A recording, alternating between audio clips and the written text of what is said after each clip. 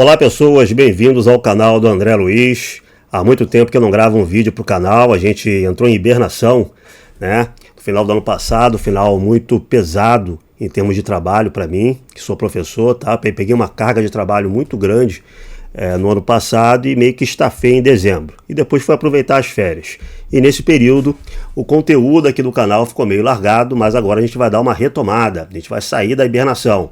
E vamos dar uma retomada em alto estilo, comentando o debate que foi publicado essa semana, o debate entre Ariel Lazari e Lucas Banzoli. Ariel Lazari, arqueólogo, apologeta católico romano. Eu já fiz um react de um debate dele meses atrás, um debate que ele teve com o professor Lucas Gesta.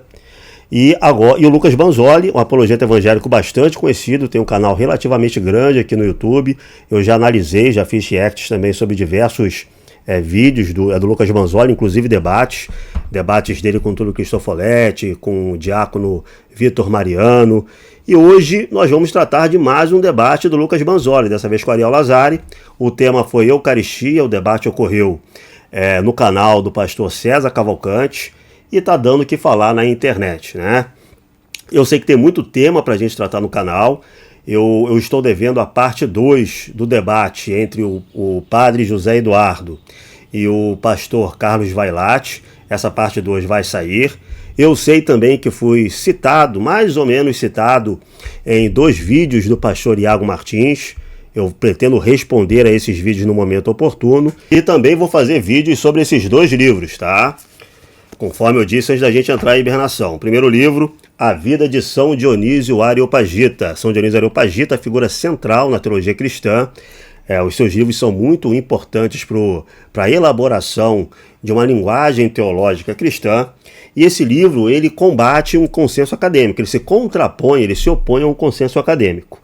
Ao longo dos últimos séculos foi criado um consenso acadêmico de que o corpus areopagítico, as obras tradicionalmente atribuídas a São Dionísio Areopagita, não são realmente desse personagem bíblico. Seriam, na verdade, obras tardias do século V, escritas provavelmente, segundo esse consenso acadêmico, por um monge sírio.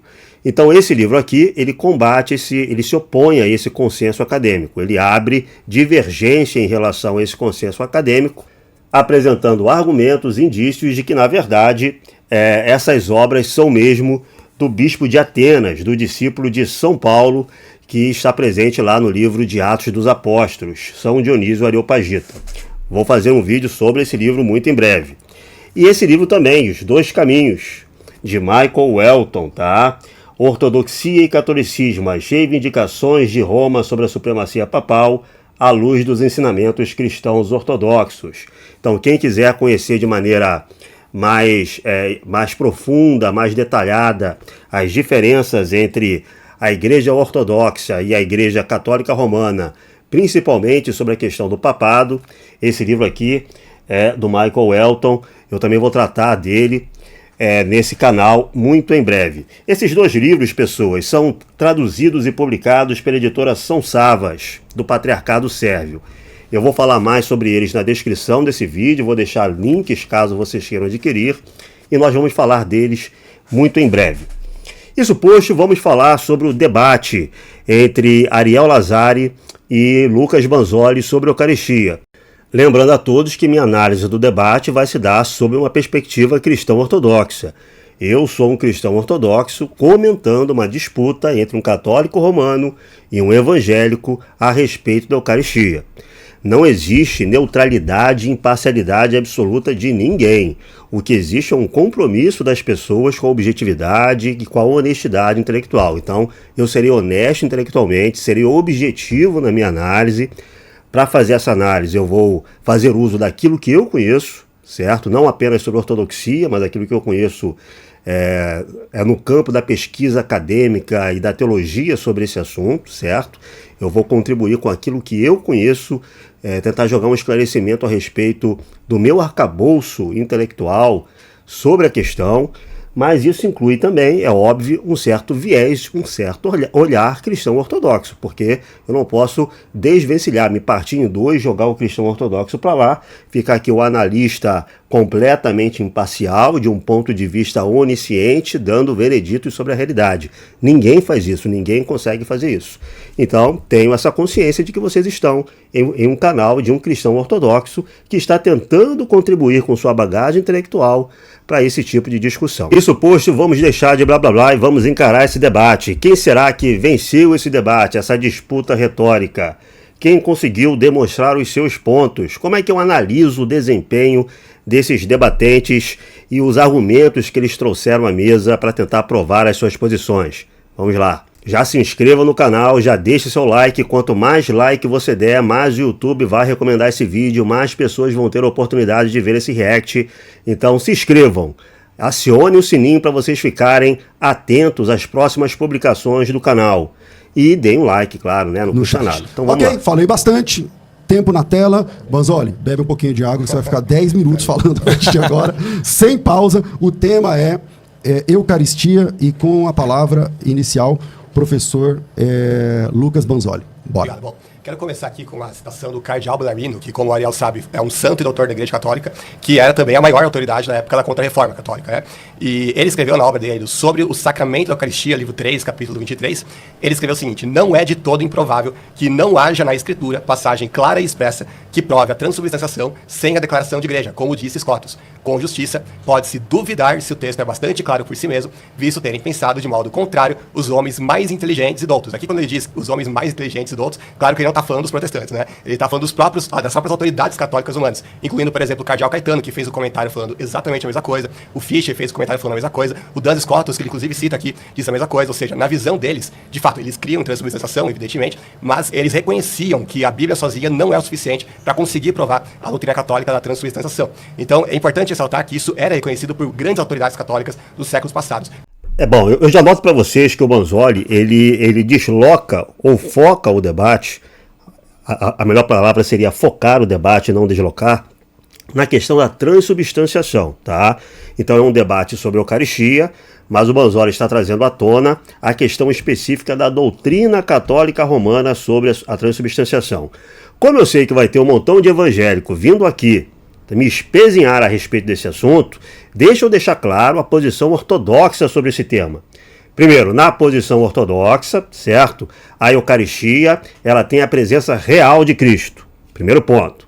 Segundo ponto, para a Igreja Ortodoxa, a Eucaristia tem uma natureza, um caráter sacrificial, sacrifício propiciatório.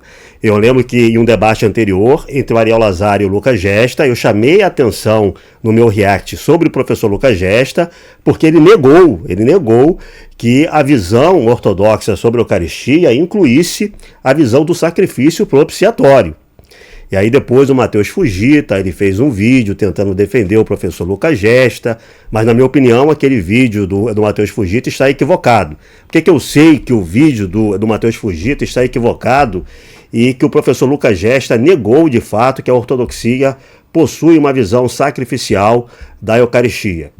Porque o professor Lucas Gesta publicou no Instagram um vídeo, certo? Dizendo que eu estava confundindo a noção sacrificial da ortodoxia, que na verdade a noção sacrificial da ortodoxia era mais um sacrifício de louvor à lá luteranos.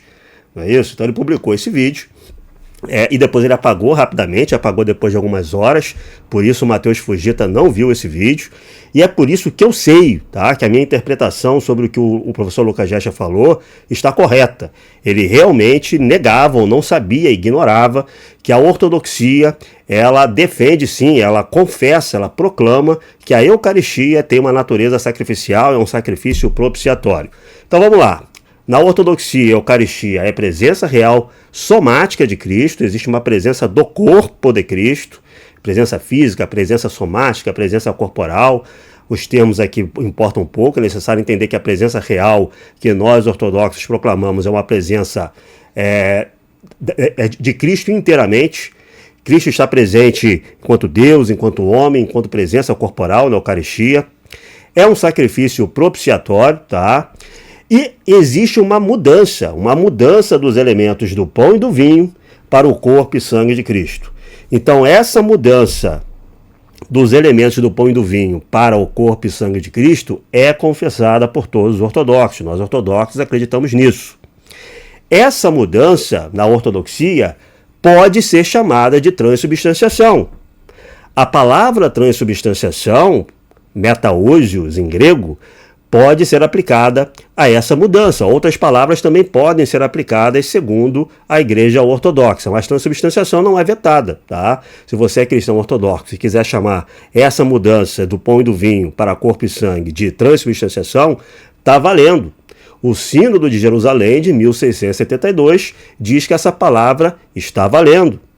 A Confissão de Fé de São Pedro Moguila, do século XVII, também afirma que essa palavra está valendo, certo? Então não tem problema nenhum.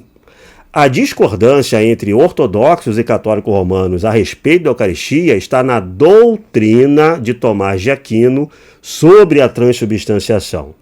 Então muita gente olha o termo transubstanciação e confunde o termo com a doutrina de Tomás de Aquino a respeito da transubstanciação. Isso é uma confusão, não é uma associação totalmente correta, tá?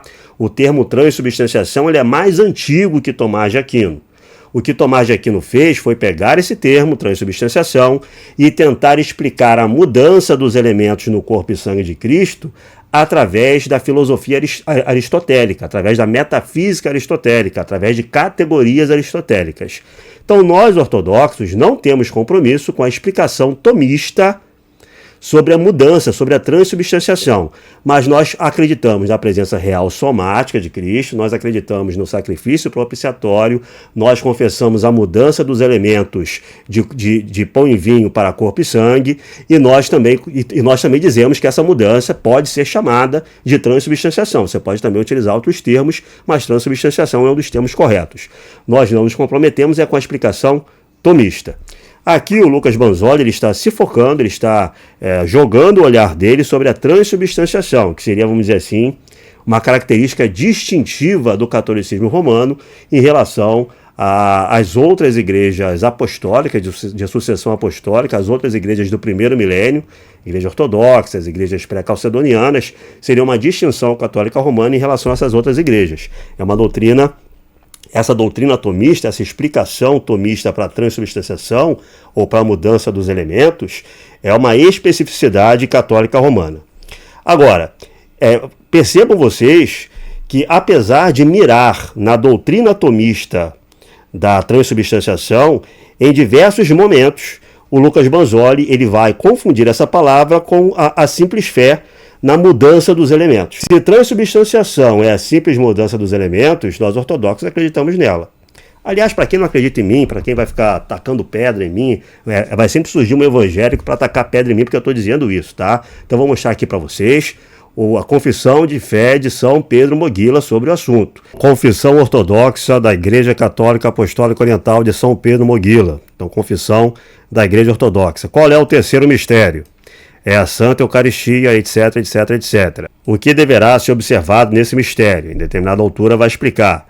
Por essas palavras ocorre uma transubstanciação nos elementos. O pão torna-se o verdadeiro corpo de Cristo e o vinho o verdadeiro sangue, mantendo-se somente as espécies que se percebem pela vista.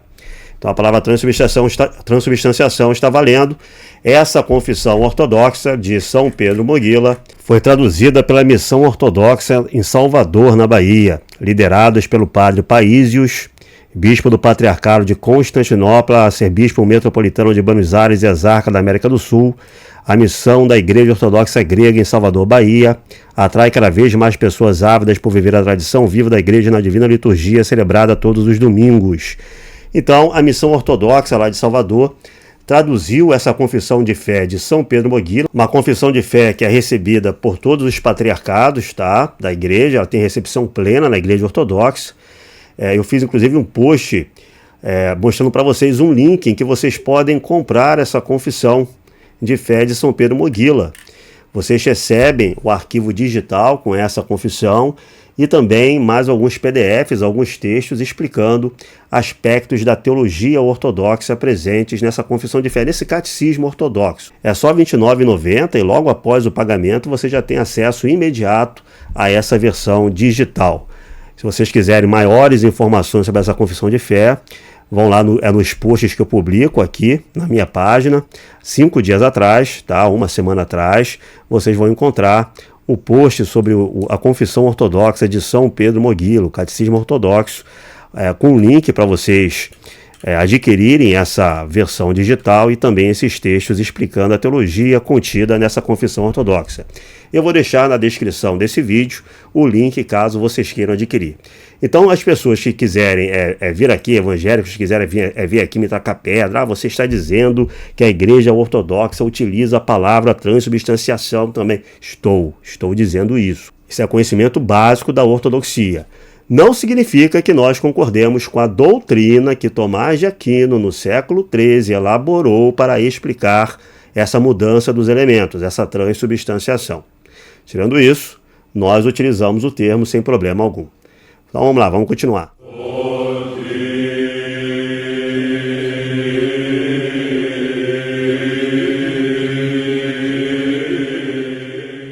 Claro que o Ariel vai argumentar diferente, vai usar passagem do Extremo Corpo, João 6, etc., que a gente vai discutir ao longo desse debate, né? Então, porque ele vai defender com a Bíblia que dá para provar isso sim com a Bíblia, né? E a gente vai ver nesse debate se eles vão ser bem-sucedidos nisso ou se o cardeal Bellarmino tinha razão quando ele falou que não dá para provar apenas com a Bíblia isso e sim com a autoridade da igreja, né? Bom, vamos ver agora, eu vou passar 7 argumentos, se eu tiver tempo, em favor da visão da presença espiritual de Cristo e não da presença física, né? No caso da transubstanciação. Ele vai defender a ideia de que existe sim uma presença real de Cristo na Eucaristia, é a posição do Lucas, tá? Existe uma presença real de Cristo na Eucaristia, mas a comunhão, a participação do fiel com essa presença é uma participação espiritual, não é uma participação física ou corporal. Ele vai apresentar 7 argumentos pelo qual ele acha que essa noção de Eucaristia, de participação eucarística, essa abordagem sobre a Eucaristia estaria mais conforme as Escrituras. A estratégia do Lucas é bem simples, tá? Ele está tentando dizer o seguinte, ó. A visão católica romana da mudança dos elementos da transubstanciação, ela não pode ser defendida apenas a partir das Escrituras.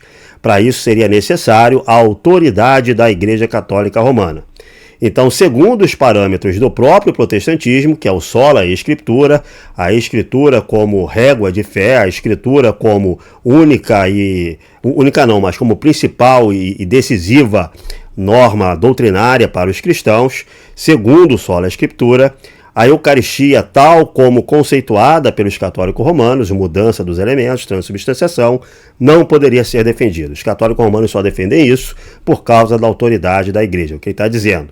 E ele poderia defender, segundo as Escrituras, a comunhão espiritual, a presença espiritual de Cristo nos elementos. E ele vai oferecer 7 argumentos para isso aí. Então a estratégia dele está bem delineada, né, porque uma vez que ele deslegitime a abordagem católica romana segundo as Escrituras, uma vez que ele tente demonstrar que, vamos dizer assim, os católicos romanos não têm fundamento escriturístico para defender a transformação dos elementos, então a posição protestante, segundo os próprios critérios do protestantismo, estaria resguardada e estaria reafirmada. Bom, vamos ver agora, eu vou passar 7 argumentos, se eu tiver tempo, em favor da visão da presença espiritual de Cristo e não da presença física, né, no caso da transubstanciação.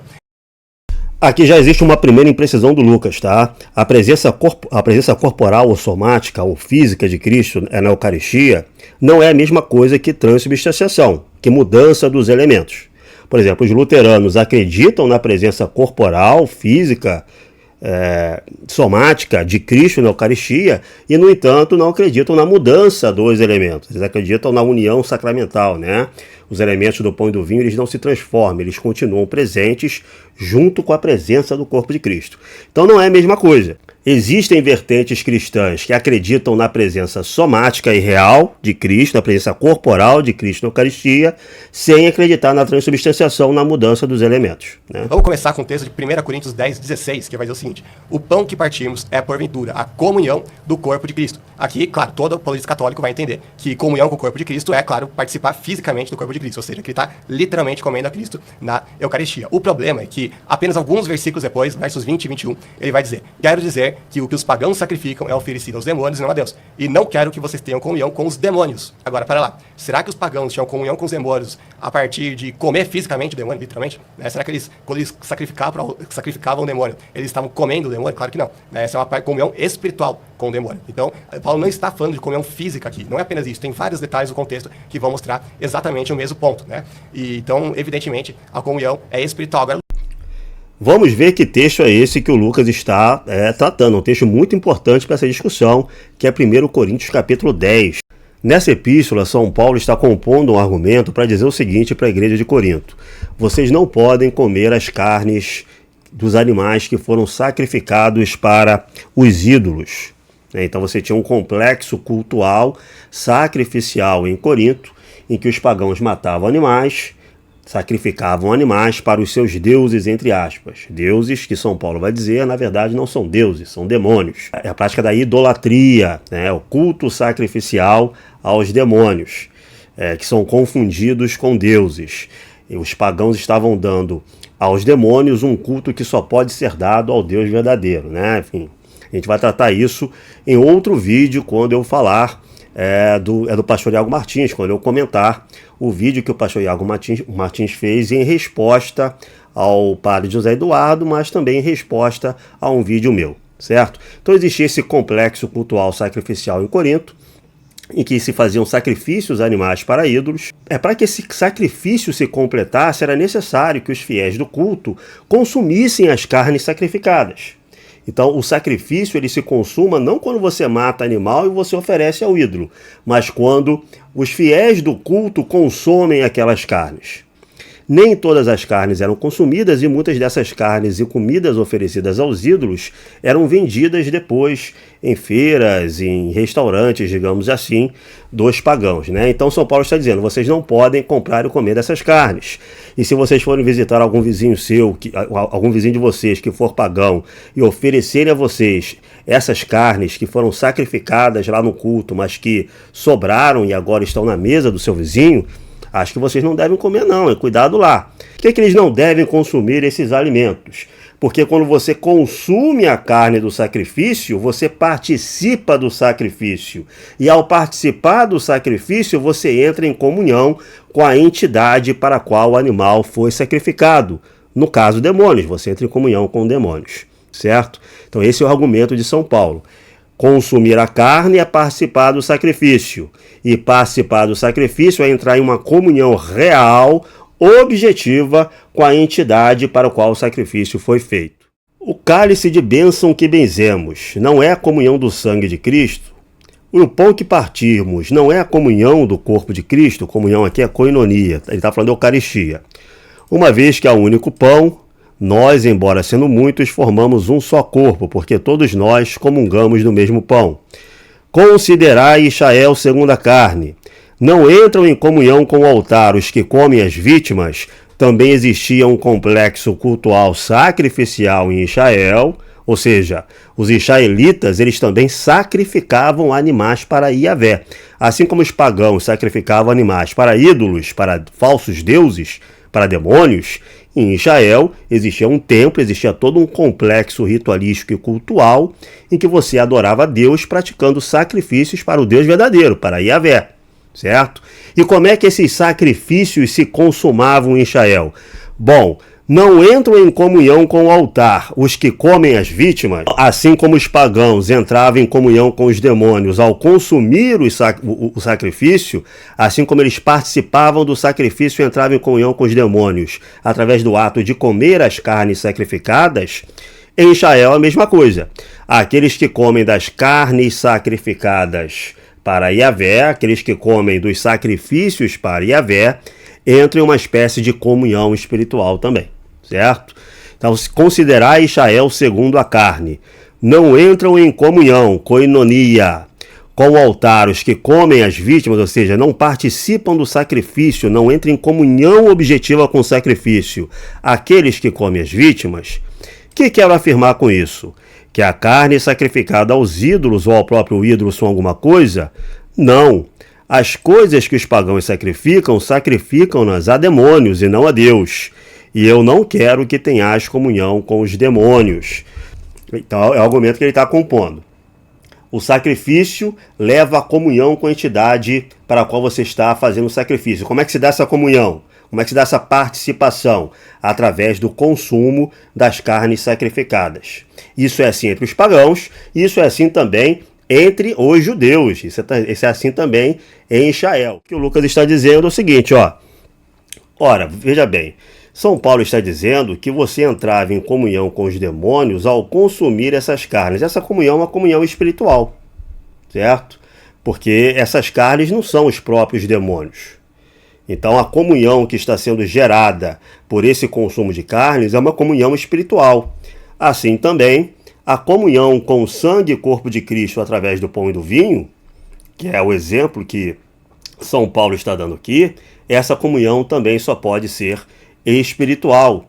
A analogia leva a crer que essa comunhão é espiritual. É um argumento importante utilizado por ele, tá? Porque essa passagem depois nós vamos ver que ela vai ser relevante na discussão trazida pelo Ariel, mas não é um argumento definitivo. A diferença do complexo sacrificial pagão e do complexo sacrificial israelita para a Eucaristia é que nós cristãos afirmamos que Deus encarnou. Então existe uma diferença aqui muito grande, tá? Que desloca a compreensão cristã sobre o sacrifício eucarístico. Notem aqui, se você é evangélico, note aqui que o argumento do Lucas já te deixou para trás. O argumento do Lucas, ele já deixa para trás 90% dos evangélicos brasileiros. 90% dos evangélicos brasileiros são memorialistas, acreditam na teologia de Zwinglio. Então esse argumento que o Lucas Banzoli está utilizando aqui já deixa para trás 90% dos evangélicos brasileiros. Os evangélicos brasileiros, eles já não poderiam acompanhar o Lucas Banzoli nesse argumento. Na verdade, esse argumento do Lucas Banzoli, ele admite certas coisas que causam problemas também para reformados, tá? Até mesmo a teologia reformada, calvinistas, etc., teriam algum tipo de probleminha com esse argumento, com o que está implícito no argumento do Lucas Banzoli aqui. Mas para quem acredita na teologia de Zwinglio, que acha que a Eucaristia é um mero memorial, existe uma eficácia ritual, que não existe uma participação objetiva, que diz que não existe uma presença real de Cristo nos elementos, bom, esse argumento do Lucas Banzoli, o que está implícito nesse argumento, já refuta, já deixa para trás 90% do mundo evangélico brasileiro que acredita em Zwinglio. É bom que vocês tenham consciência disso, tá? Se você defende uma comunhão espiritual, significa que você está negando uma presença real? Claro que não. A gente pode, inclusive, fazer alguns paralelos muito importantes. Por exemplo, nós temos o Espírito Santo em nós, certo? O Espírito Santo está em nós fisicamente, né? Evidente que não. Entretanto, essa presença do Espírito Santo em nós, ela é real ou é uma presença de mentirinha, é uma presença real? Evidentemente que é uma presença real, mesmo não sendo uma presença física. A mesma coisa a gente pode falar, por exemplo, quando Jesus disse, onde 2 ou 3 estiverem ali, em meu nome, ali estarei com eles. Ele está entre nós de verdade ou de mentirinha? De verdade.Essa presença é real. Ele está aqui fisicamente agora, nesse momento? Claro que não. Então, para ser uma presença real, não demanda que seja necessariamente uma presença física, como muitos apologistas católicos vão alegar, como se só eles defendessem a presença real, por eles defenderem a ideia da transubstanciação. Eu acho que o Lucas ele está enganado aqui, porque para um católico romano conhecedor de sua doutrina e para um ortodoxo, como eu, por exemplo, não existe problema nenhum em dizer que Cristo está presente espiritualmente também. Tá? Existe problema nisso no mundo evangélico. As pessoas que acompanham o Lucas, né? Vocês que acreditam em Zwinglio, na teologia de Zwinglio, vocês concordam com isso que o Lucas está dizendo? Na presença real, na presença espiritual? Concordam, por exemplo, que a Eucaristia tem um caráter sacrificial? Vocês concordam com isso que está implícito aí no argumento do Lucas? Deixa aí nos comentários se vocês concordam com o Lucas a respeito disso. Porque até aqui eu não vejo problema nenhum no entendimento ortodoxo e católico romano. O que eu colocaria para Lucas é o seguinte, Cristo ele vem salvar o homem por inteiro, inclusive vem salvar o corpo, as operações somáticas do homem. Nós acreditamos na ressurreição dos corpos. No juízo final, nós teremos a ressurreição dos corpos. Essa ressurreição dos corpos, esse corpo espiritual que vai ressuscitar, essa transformação corporal pela qual nós vamos passar, ela está sendo plantada desde agora, pela participação em Cristo, tá? Então, essa participação é corporal também. A participação, a comunhão, a koinonia que nós temos com Cristo é uma participação, é uma comunhão também com o corpo de Cristo, certo? Cristo ele não veio salvar apenas o espírito humano, ele encarnou para salvar o homem por inteiro, é o que eu diria a Lucas nesse sentido. Agora, o que ele está falando sobre presença espiritual, que existe uma presença espiritual, não causa nenhum problema para a abordagem ortodoxa. A abordagem ortodoxa ela apenas vai mais a fundo do que isso, como a abordagem católica romana também. A abordagem católica romana vai mais a fundo, diz, Cristo não veio salvar apenas o espírito humano. A nossa comunhão com Cristo é total, o que implica a participação também na carne, no sarx de Cristo, certo? Como está lá no Evangelho de São João, capítulo 6. É comunhão com a carne, certo? É isso que ortodoxos e católicos romanos diriam. Agora, o que o Lucas está dizendo causa muito problema para 90% das pessoas que acham que Lucas é o campeão delas nesse debate. É por isso que eu digo que esses debates entre católicos romanos e evangélicos no YouTube tem esse problema, tá? A pessoa se apresenta como o defensor do protestantismo de maneira ampla, do mundo evangélico de maneira ampla. Mas será que é mesmo? Qual vertente dos evangélicos, qual vertente dos protestantes essa pessoa está realmente defendendo? Porque a posição que o Lucas defende aqui é uma posição minoritária dentro do mundo evangélico. Bom, tá? Segundo ponto que eu vou argumentar é que a Bíblia ensina a comunhão em ambas as espécies. O próprio apóstolo Paulo fala como o pão e beba o cálice, né? Então, é quase impossível defender a comunhão uma espécie só diante de um versículo tão claro como esse. Inclusive, o próprio Papa Gelásio, ele dizia que era um sacrilégio fazer a Eucaristia sem o vinho, né? Então, eu gostaria de saber, né, que o Ariel mostrasse pra gente qual a base bíblica, né, já que o tema mostra o texto, né? Então, mostra o texto aí que fala que a gente pode comungar apenas com o pão e que o vinho é completamente desnecessário. Então, aqui o Banzoli está lançando um desafio para o Uriel. Ele vai dizer o seguinte, lá nas Escrituras, Cristo apresenta a Eucaristia, institui a Eucaristia em duas espécies, certo? Pão e vinho. Por que os católicos romanos, em geral, comumente em suas igrejas, utilizam uma espécie só? Eu não vou responder agora, eu vou deixar aí o Ariel responder essa questão. Eu, como cristão ortodoxo, eu acho que deveria ser comum a todo cristão comungar em duas espécies. O ideal, o normativo, deveria ser comungar em duas espécies. No entanto, na Igreja Ortodoxa não existe a ideia de que, vamos dizer assim, é completamente, absolutamente equivocado você comungar em uma espécie só. Isso pode acontecer excepcionalmente por concessão do bispo, tá? Para casos particulares. Eu vou fazer uma concessão aqui aos católicos romanos que não é verdade que eles sempre comungam em uma espécie só. Qualquer católico romano que tenha uma frequência semanal à sua paróquia vai fazer a comunhão em duas espécies em algum momento, em alguma festa, em alguma ocasião específica de sua paróquia, tá? Então isso não é um absoluto. Não é como se a gente dissesse que os católicos romanos nunca, jamais comungam em duas espécies. Eles têm a prática de comungar apenas em uma. Mas a estratégia aqui do Lucas é a seguinte, é dizer, vocês colocam a autoridade da igreja acima das escrituras. É uma estratégia protestante de debate, tá? Que o Lucas está utilizando aqui. Ele está dizendo o seguinte, a igreja católica, ela se arroga o direito de se colocar acima das escrituras. É o que ele está tentando apontar, certo? Eu não concordo que o argumento leve a isso, mas é a estratégia retórica dele. Ele quer apontar que a igreja católica se arroga um direito de fazer as coisas diferentes das escrituras, mesmo quando essa diferença não está regulada, normatizada, apontada pelo texto bíblico. É a ideia de que, olha, qual é a autoridade final? As escrituras ou a igreja católica?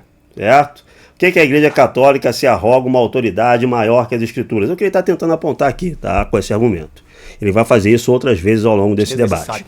Terceiro argumento, o sacrifício de Cristo foi único e a Bíblia nada fala dele precisar ser atualizado. Se a gente vai lá para Hebreus 7:27, um texto, aliás, o livro inteiro de Hebreus fala muito disso, ele vai dizer o seguinte, ele não precisa oferecer sacrifícios diariamente, porque ele fez isso de uma vez por todas, quando ofereceu a si mesmo. Agora, o Concílio de Trento vai definir que a missa é um verdadeiro sacrifício e, além disso, que Cristo sacrifica a ele mesmo.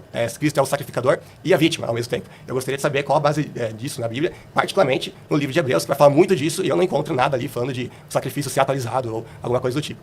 Esse argumento do Lucas é muito ruim, porque essa questão já foi respondida por ele mesmo. Quando ele traz 1 Coríntios capítulo 10 para a discussão, ele responde essa questão. Qual é a base bíblica da ideia de que a Eucaristia é um sacrifício? 1 Coríntios capítulo 10, que ele trouxe para a mesa, tá? Vamos voltar a esse texto. O cálice de bênção que benzemos não é a comunhão do sangue de Cristo? E o pão que partimos não é a comunhão do corpo de Cristo? Uma vez que há um único pão, nós, embora sendo muitos, formamos um só corpo, porque todos nós comungamos do mesmo pão. Considerai Israel segundo a carne.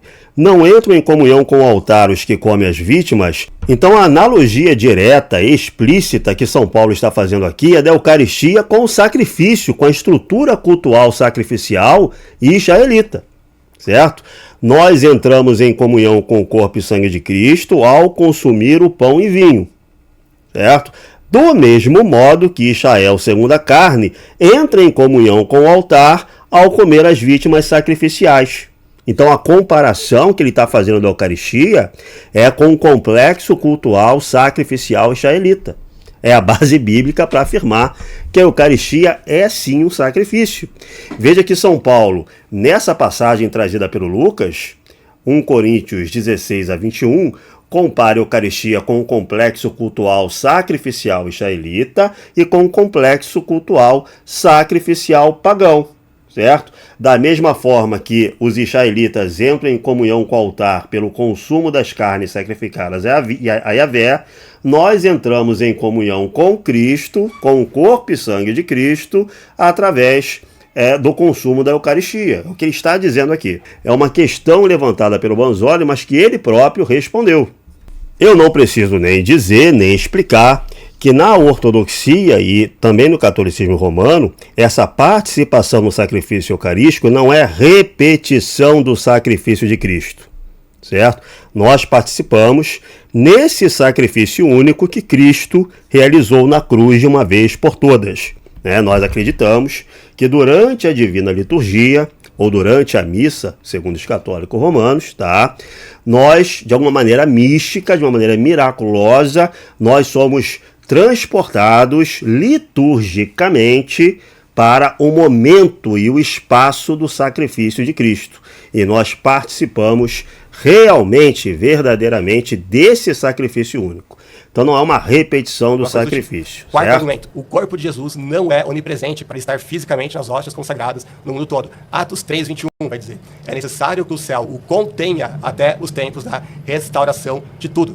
Então, na Bíblia, o corpo de Jesus, fisicamente, está num lugar específico. Esse lugar é o céu. Óbvio que, pela sua divindade, ele está em todos os lugares, porque ele é onipresente. Mas, fisicamente falando, o corpo dele está no céu e ele vai continuar lá até o seu retorno para encontrar a igreja, onde ele vai voltar a estar conosco corporalmente. Então, como que ele poderia estar conosco todos os dias, né, em milhões aí de hóstias consagradas no mundo todo, se a Bíblia vai deixar bem claro, não só esse texto, mas inúmeros outros, que Cristo se ausentou da presença física dele nessa terra, né? Esse é o típico argumento do Zwinglio, né? A humanidade de Cristo não é onipresente, porque a onipresença é uma característica divina. Logo, o corpo de Cristo não pode estar presente em todos os altares em que é celebrada a Eucaristia. Isso é um argumento muito ruim, óbvio, porque se o corpo de Cristo está presente em todos os altares em que é celebrada a Eucaristia, nem por isso ele é onipresente, porque a onipresença é uma categoria que vai muito além disso, né? Onipresença é presença em todo e qualquer lugar, e não apenas nos altares em que é celebrada a Eucaristia. De toda forma, a Igreja Ortodoxa, a Igreja Católica Romana, não afirmam que a presença do corpo de Cristo é local, e sim ela é sacramental, certo? No ritual da Divina Liturgia, ou na Missa Católica Romana, segundo afirmam os católicos romanos, na Divina Liturgia é a igreja que é transportada misticamente para a participação no corpo de Cristo, certo? Não é que Cristo saiu do céu, voltou localmente, está presente nos altares, não é isso. Existe um ritual, um rito, e aí é necessário um pouco de... Se a gente não quiser ser confessional aqui, é necessário um pouco de conhecimento de antropologia religiosa para entender que nas sociedades tradicionais, ou seja, as sociedades que não são modernas, as sociedades tradicionais, que é basicamente toda sociedade humana, exceto a Europa, o Ocidente do século XVII e XVIII para cá. Então, nas sociedades tradicionais, o rito, a ideia do rito é É a ideia de você sair do espaço e do tempo profano e adentrar uma realidade sagrada em que você consegue participar daquele evento que está sendo comemorado.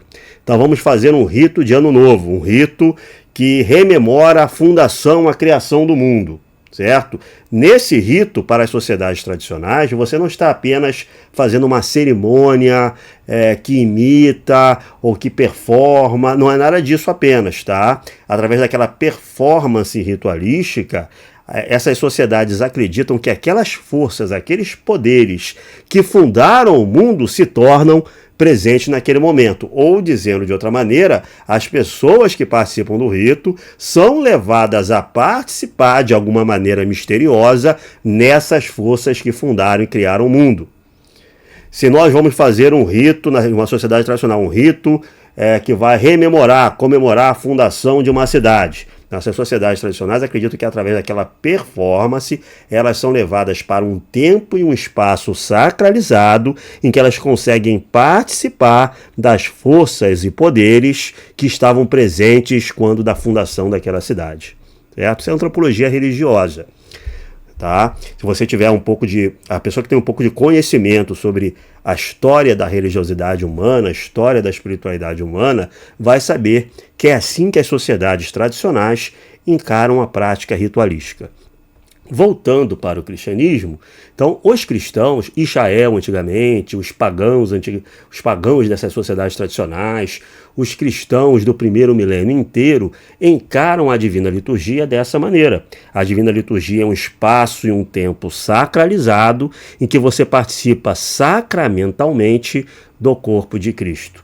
Não é que Cristo desceu à terra, é a igreja que foi levada aos céus de maneira mística e litúrgica. Tá? A transubstanciação viola o próprio conceito de sacramento. Por quê? Porque um conceito de um sacramento é um sinal visível da graça invisível. Mas na visão católica romana, a Eucaristia católica, no caso a transubstanciação, significa que é a própria graça, a própria realidade. Ou seja, eles simplesmente aniquilam o sinal. O sinal não existe na prática. A gente pode ver, por exemplo, Agostinho, que ele vai refutar essa opinião, uma carta muito famosa, na carta 98, ao Bonifácio, onde ele escreve o seguinte: em virtude dessa semelhança, os sacramentos são chamados pelo nome da realidade com a qual se assemelham. Assim, em certo sentido, o sacramento do corpo de Cristo é o corpo de Cristo. E da mesma forma, o sacramento da fé, falando do batismo, é a fé. Com base nisso, o apóstolo disse em relação ao sacramento do batismo: de sorte que fomos sepultados com ele pelo batismo na morte. Ele não diz, nós temos significado que fomos sepultados com ele, mas sim que nós fomos sepultados com ele. Ou seja, veja que ele faz uma comparação aqui entre a ceia com o batismo. E ele diz que em certo sentido, qual católico falaria que Cristo está apenas em certo sentido, né, no sacramento da Eucaristia? Nenhum.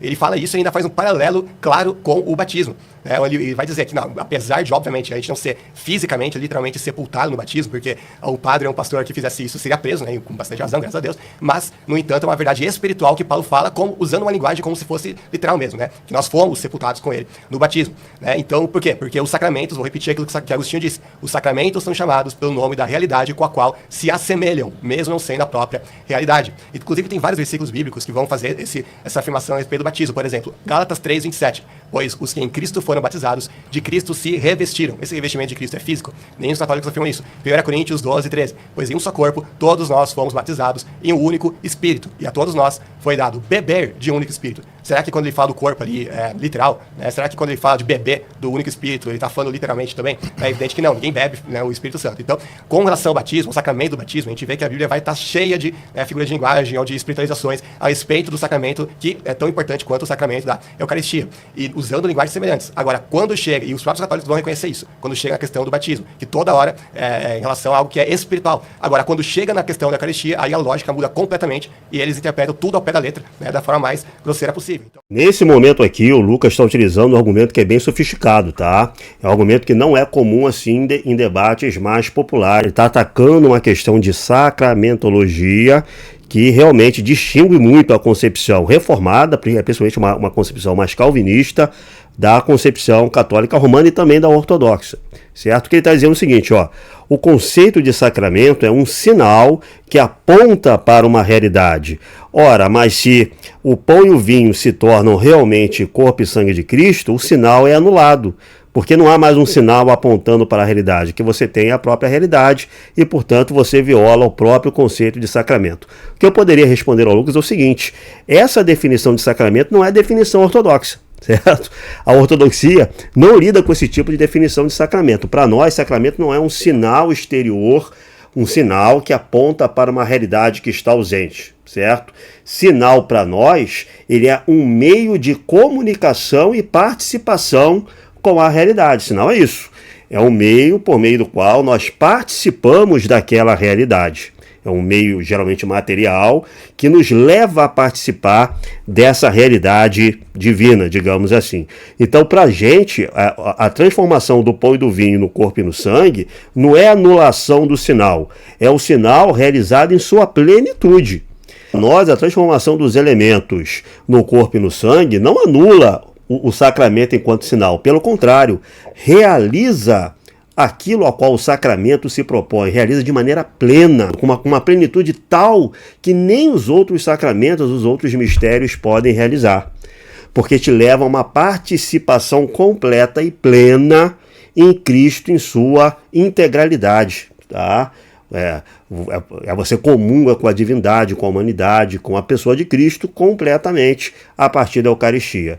Então, o problema aqui é que existe uma distinção entre a definição assumida por Calvino do sacramento como sinal de uma realidade ausente e a concepção ortodoxa de sacramento, que é um meio pelo qual você participa realmente da realidade. Certo? E aí esse meio também não é anulado, porque ele permanece enquanto aparência, tá? Então, enquanto aparência, o meio está lá. Então, ele não é anulado. Ele cumpre completamente, plenamente a sua razão de ser, o seu telos, a razão pelo qual o sacramento é instituído, tá? E nem assim ele é anulado, porque ele permanece como aparência. Então, o problema aí é uma diferença mesmo de definição de sacramento que existe entre a teologia reformada e a ortodoxia. Sexto argumento. Os pais da igreja negaram massivamente essa doutrina. Como não tem muito tempo ali, então eu vou citar apenas dois. O Papa Gelásio, na obra dele Das Duas Naturezas, capítulo 14, vai dizer: a substância ou natureza do pão e do vinho não deixa de existir. E Teodoreto, no seu Diálogo 2, diz que mesmo após a consagração, os símbolos místicos não são privados de sua própria natureza, eles permanecem em sua substância, figura e forma originais. Então eu gostaria que o Ariel respondesse se pelo menos esses dois pais da igreja aí realmente negavam a transubstanciação. A resposta é não. Esses dois padres da igreja não negavam a transubstanciação. Esses dois padres da igreja, então, defendiam a transubstanciação? A resposta é não. Esses dois padres da igreja não defendiam a transubstanciação. Mas como assim, André? Eles não afirmavam e não negavam? Sim, eles não afirmavam e não negavam, porque nessas obras que o Lucas está citando, eles não estão tratando desse assunto. Eu não vou responder isso agora, eu vou deixar o Ariel dar resposta a esses argumentos, mas já posso adiantar que não. Teodoreto de Ciro e o Papa São Gelásio não estavam negando a mudança dos elementos, a transubstanciação nesse sentido. Porque nessas obras que o Lucas está citando, eles sequer estão tratando disso, tá? Eles estão tratando, na verdade, eles estão compondo um argumento contra monofisitas. Eles estão compondo um argumento para defender a ortodoxia calcedoniana, a cristologia ortodoxa. A cristologia ortodoxa diz que Cristo tem duas naturezas, divina e humana, unidas sem confusão em uma única hipóstase, a união hipostática, é o diofisitismo calcedoniano, diofisitismo, duas naturezas. Então era um argumento contra os monofisitas, aqueles que diziam que Cristo tinha uma natureza só, a divina no caso, certo? Então ambos estão utilizando um argumento para defender as duas naturezas de Cristo contra uma heresia que afirmava que Cristo tinha uma natureza só. O argumento tem de ser entendido dentro desse contexto. Eles não estão discutindo mudança dos elementos, transubstanciação, tá? Mas a gente vai falar disso mais para frente. Por fim, a transubstanciação nos leva a negar os sentidos e a própria realidade, porque sempre que tem um milagre na Bíblia que envolve mudança de substância, ele necessariamente envolve mudança de acidente, né? Então, porque é o único jeito de certificar que o milagre realmente aconteceu. Então, por exemplo, imagina se Moisés chegasse na presença do faraó, pegasse a vara dele, jogasse lá e falasse: tá aí, virou uma cobra. Eu falaria: como assim? A vara continua uma vara, não tô vendo cobra nenhuma aí. Não, mas acredite, porque substancialmente é uma cobra, apenas acidentes é uma vara, então parece vara, mas não é vara, né? O que o faraó ia pensar disso? Ele ia falar: nossa, realmente, Moisés, né? Você tem razão. Claro que não, né? Ia mandar Moisés embora e nunca mais ia falar nada com ele, né? Então, os milagres, a transubstanciação, na verdade, seria o único milagre bíblico que exige que se negue todos os 5 sentidos. O problema é que Cristo não ilude os nossos sentidos. Ele provou a sua ressurreição justamente dizendo para Tomé: vede, né? Toca aqui, vê que um espírito não tem carne nem ossos. Ok. E, tá, beleza. Esse é o pior argumento de todos, tá? O Lucas fez uso de argumentos teologicamente sofisticados durante esses 10 minutos aí de participação dele. Dos 7 argumentos que ele apresentou, alguns são teologicamente bem sofisticados, de quem conhece os paranauês, tá? O Lucas conhece os paranauês teológicos aqui na discussão, mas ele também apresenta assim, uns argumentos que são descabelados, são argumentos que não têm nenhum sentido. Então ele diz que se determinada alegação ela me faz negar a minha percepção sensorial, significa que eu estou negando a realidade. Ora, a minha percepção sensorial, nossa percepção sensorial, pessoas, a nossa percepção sensorial, ela não alcança a realidade tal como ela é, tá? A nossa percepção sensorial tal como nós a temos atualmente, ela não representa de maneira precisa a realidade. Certo? Acreditar no contrário é você se tornar o mais tosco dos materialistas. Porque nem os materialistas vão acreditar que a realidade ela pode ser reduzida e apreendida pela sua percepção sensorial. Aliás, todo dia eu vejo o sol se levantar no leste e morrer no oeste, todos os dias. Dá a impressão de que o sol está caminhando pelo céu. Não é isso? Quando, na verdade, a gente sabe, por outros meios que não a nossa percepção sensorial, a gente sabe que, na verdade, é a Terra que está girando. A nossa percepção sensorial diz que a Terra está fixa, quando, na verdade, ela está se movimentando. Enfim, esse é só um exemplo dentre trocentos outros. A ciência natural atualmente ela não é fundada sobre nossa percepção sensorial, tá? A ciência ela é fundada sobre outros parâmetros que fazem muito uso aí de uma teorização baseada em linguagem matemática. Existe uma experimentação para comprovar os fenômenos previstos pela teoria, mas essa experimentação muitas vezes ela usa métodos que escapam à nossa percepção sensorial. Então, esse é um argumento péssimo. E existem milagres nas escrituras que desafiam a percepção sensorial da pessoa. Quando Cristo se apresenta na estrada de Emaús, certo? Conversando com 2 apóstolos, eles não percebem que aquela pessoa ao lado deles é Cristo, é nosso Senhor. Elas só vão perceber isso quando ele parte o pão, e aí ele some da vista delas. Então isso desafia a percepção sensorial daquelas pessoas o tempo todo, certo? Então esse é um argumento péssimo do Lucas, enfim. Bom, acho que não são necessários mais comentários, porque se Deus quiser fazer um milagre que desafie a percepção sensorial da pessoa, ele vai fazer. Tá? Muito bem, o Lucas falou muitas coisas aqui, mas acho que a gente consegue resumi-las muito bem. Eu queria começar mostrando aqui o que ele disse sobre... Ele falou por último, né? Que milagres invisíveis não existem. Esse seria o único milagre bíblico que você não consegue ver o efeito dele. Pois bem, nós temos um milagre que é a união das naturezas de Cristo em uma pessoa só. Isso já é um milagre que na cruz, por exemplo, estava invisível. As pessoas não conseguiam ver a divindade de Cristo ali. Inclusive diziam, se és o Filho de Deus, desça agora da cruz. Então é uma coisa que é invisível. Depois, a união de Cristo com o Pai e o Filho, as 3 pessoas em uma natureza só, que todos os cristãos que aceitam o Concílio de Nicéia concordam, também é algo invisível. Tem várias coisas, vários milagres que são assim, os milagres que têm mais a ver com a natureza divina, que é sobrenatural, que está muito acima da nossa realidade. Então aqui o Ariel ele já começou matando esse 7º argumento aí do Lucas, né? A união hipostática é o maior dos milagres, porque a união hipostática é a encarnação, é o milagre da encarnação divina, né? E realmente ele não era perceptível aos 5 sentidos. Os sentidos corporais eles não percebiam que Cristo era Deus. Para que os sentidos corporais pudessem perceber que Cristo era Deus, eles tinham de ser transformados pelo próprio Deus. Porque a nossa percepção sensorial ordinária, tal como ela se encontra atualmente, ela olhava para Cristo e vinha um homem como todos os outros. Não é isso? É o desafio que os fariseus e os opositores de Cristo lançam a nosso Senhor quando na cruz. Se você é filho de Deus, por que você não desce, não faz isso, não faz aquilo? Porque nós estamos olhando e nós só estamos vendo um homem crucificado, um homem condenado e sob domínio aí do Império Romano, sob domínio da morte, etc, etc, etc. Então, esse argumento do Ariel é muito importante porque nós estamos falando da Eucaristia, né? Eucaristia, do corpo e do sangue de Cristo. Então, ele citar a união hipostática nesse momento para refutar esse 7º argumento do Lucas é muito interessante na estrutura, enfim, no desenrolar desse debate.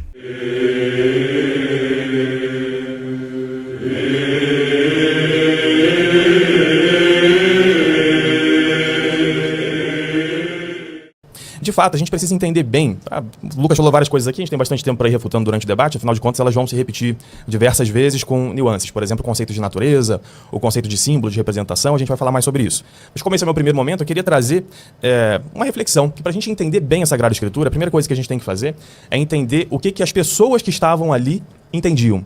O que os judeus do primeiro século pensavam quando Jesus dizia aquelas coisas? O que eles tinham ali no seu imaginário? E a gente só entende bem a Eucaristia quando nós lemos aqui o Sermão da Montanha, Mateus 5, versículo 17 em diante, nosso Senhor diz o seguinte aqui: Não penseis que vim abolir a lei e os profetas. Não vim abolir, mas completar. Em verdade vos digo, antes que passem o céu e a terra, nem a mínima letra ou traço serão tirados da lei, até que se cumpram todas as coisas. E veja, às vezes a gente passa rápido por isso aqui, mas os judeus e os ateus não passam rápido por essa passagem. Eles dizem que tem várias coisas que são do Antigo Testamento que a gente não cumpre no Novo. E se a gente não assume que a Eucaristia é uma presença física e real de Jesus Cristo, nós estamos dando munição para os judeus e para os ateus, porque assim a gente não completaria o Antigo Testamento. Veja que o Ariel ele propõe um argumento sofisticado, né? Existe muita sofisticação intelectual no argumento que o Ariel vai propor, e é por isso que muita gente, inclusive, não entende bem esse argumento. Eu vi muita gente aí comentando esse debate sem entender a profundidade, o alcance daquilo que o Ariel disse nesse ponto do debate, nesse ponto da participação dele, tá? Então ele começa dizendo que Cristo afirma que a lei vai se cumprir integralmente, né? Nenhum tio vai cair da lei até que tudo se cumpra. Isso leva no cristianismo a ideia de que a lei ela vai se cumprir plenamente em Cristo. Ou seja, não é que a lei seja abolida, a lei é transfigurada e entendida e vivenciada de modo agora cristocêntrico. É isso que o cristianismo se propõe. O cristianismo se propõe como uma continuidade de Israel. O cristianismo ele torna aquelas promessas do Antigo Testamento, aquela revelação do Antigo Testamento se completa, se torna pleno em Cristo. Não é abolido. Então existe uma ótica aí de continuidade. Então ele começa nessa nota. A lei será transfigurada em Cristo, será plenificada em Cristo. E para entender isso, a gente tem que voltar para os tipos de sacrifício que existiam no Antigo Testamento. Então o primeiro sacrifício, está lá, são todas as páginas de Levítico, né? Vão falando dos tipos de sacrifício. O primeiro deles é o holocausto, o olá, onde você queima tudo para Deus, a entrega completa para Deus. Isso Cristo não suprimiu, ele trouxe isso na sua entrega na cruz, sendo obediente até a morte, morte de cruz. Depois nós temos as oblações, que são a minhá, onde o sacerdote come parte e outra parte é queimada para Deus, é um sacrifício de adoração, que está em Levítico 2. E nesse momento eles comem farinha, né, o pão sem fermento, com azeite e também incenso a uma oferta.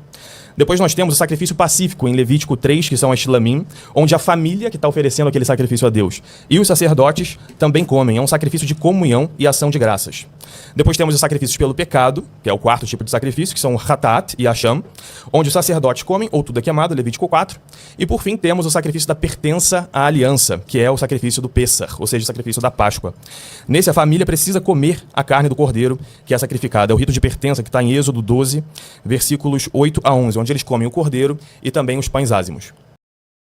Então veja o argumento do Ariel, vamos acompanhar aos pouquinhos. A lei será cumprida, nenhum I, nenhum J vai cair da lei até que tudo se cumpra, ou seja, ela será plenificada em Cristo. Bom, a religião de Yahvé, a religião de Israel, tanto do primeiro e do segundo templo, é uma religião que girava em torno do culto sacrificial. Os evangélicos e os protestantes em geral, tá? Mas os evangélicos em particular, têm muita dificuldade de lidar com isso.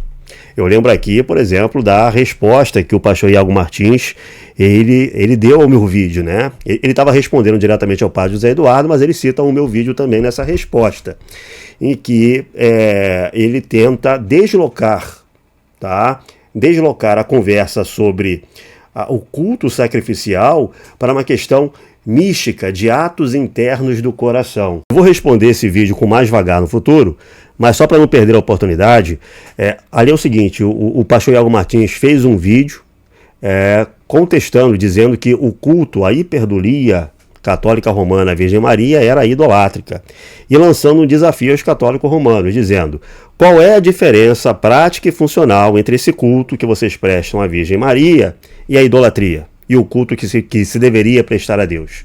Então ele queria dizer que aquele culto à hiperdulia católica romana, o culto à Virgem Maria, seria idolátrico porque não existe diferença prática e funcional em relação ao culto que se deve a Deus. Eu aproveitei para responder esse desafio do pastor Iago Martins. Eu sou ortodoxo, não sou católico romano, mas eu respondi esse desafio do pastor Iago Martins a partir de uma perspectiva ortodoxa, mas que também, vamos dizer assim, é consonante com o catolicismo romano, dizendo a grande diferença é o culto sacrificial. O culto de latria, como dizem os católicos romanos, é o culto que se deve somente a Deus, é o culto sacrificial.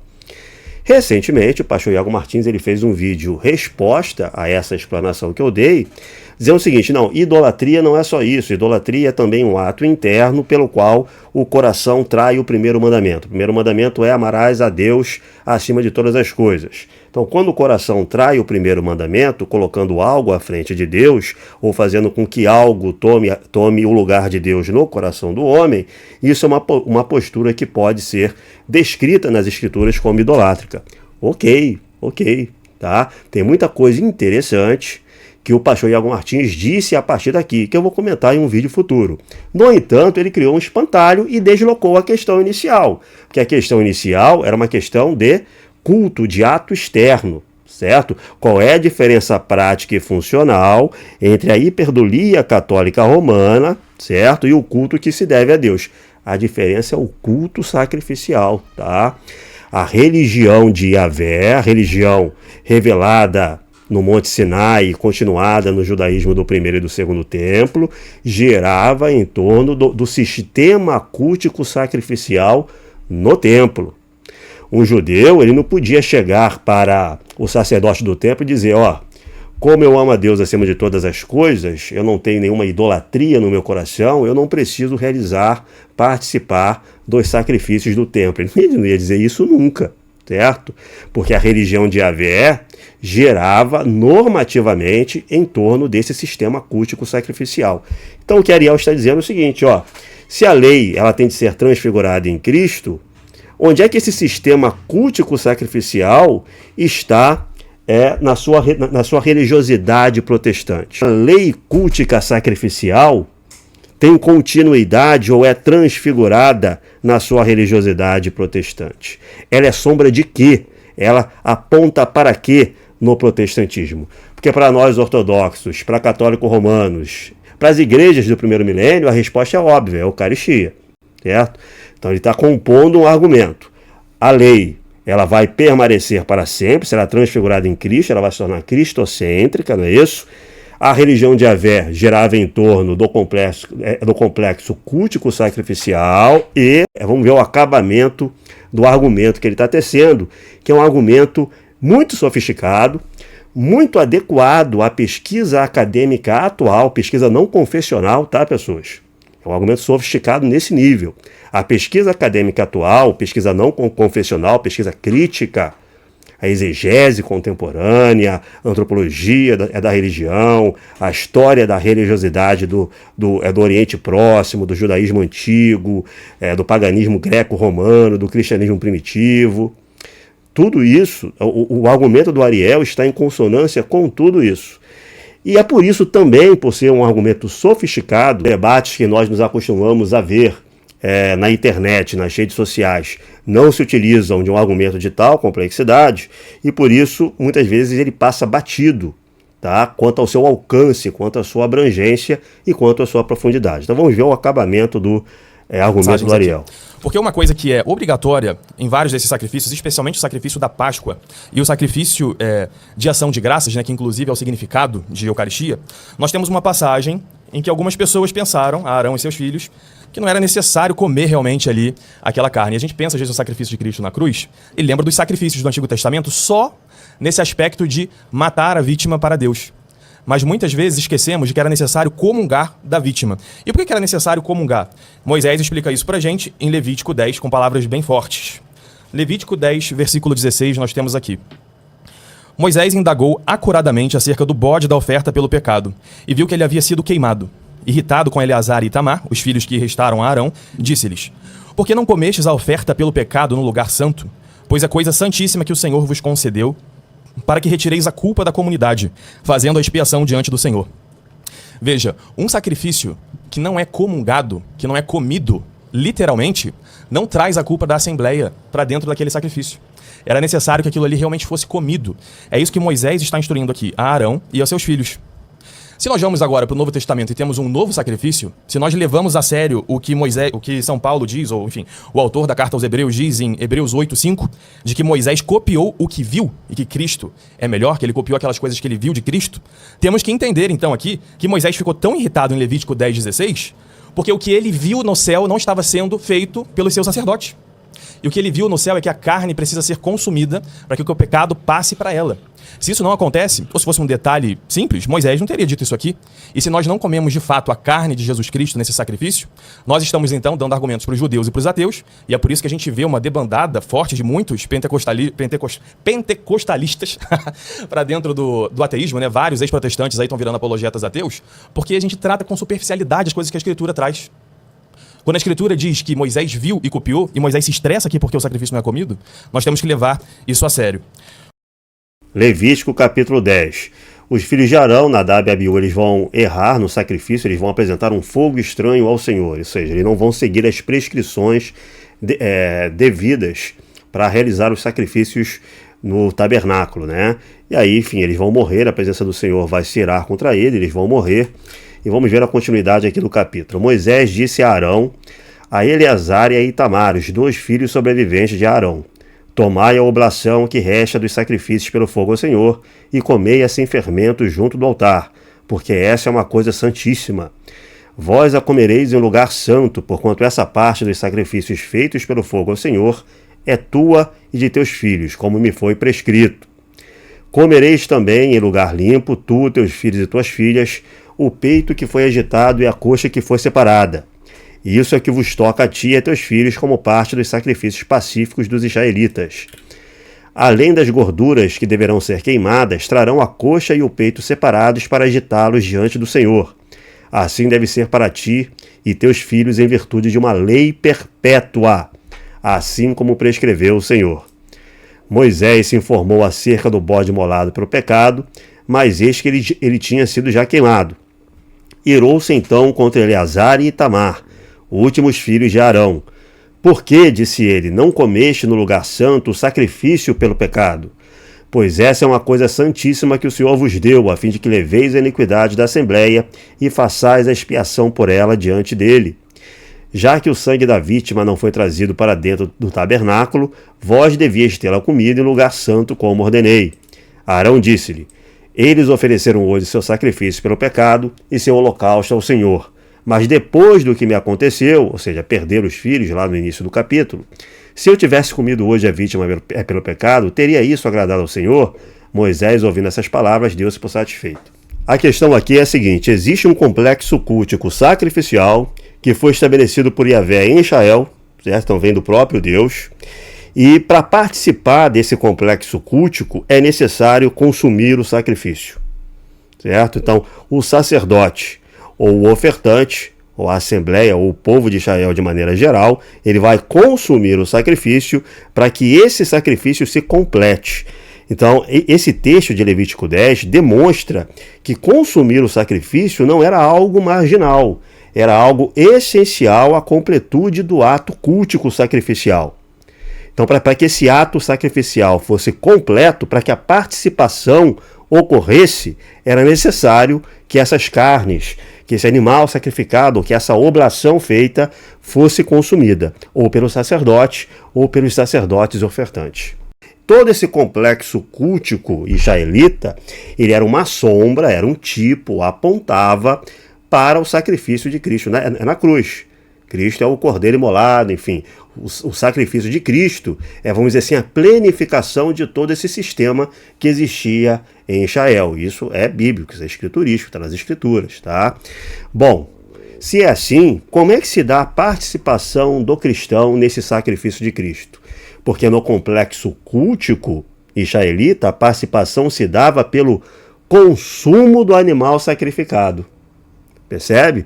Então é o que o Ariel está dizendo. Olha, se o sacrifício, se o sistema cultico sacrificial israelita era uma sombra do verdadeiro e pleno sacrifício de Cristo na cruz, Como é que se dá a participação do cristão?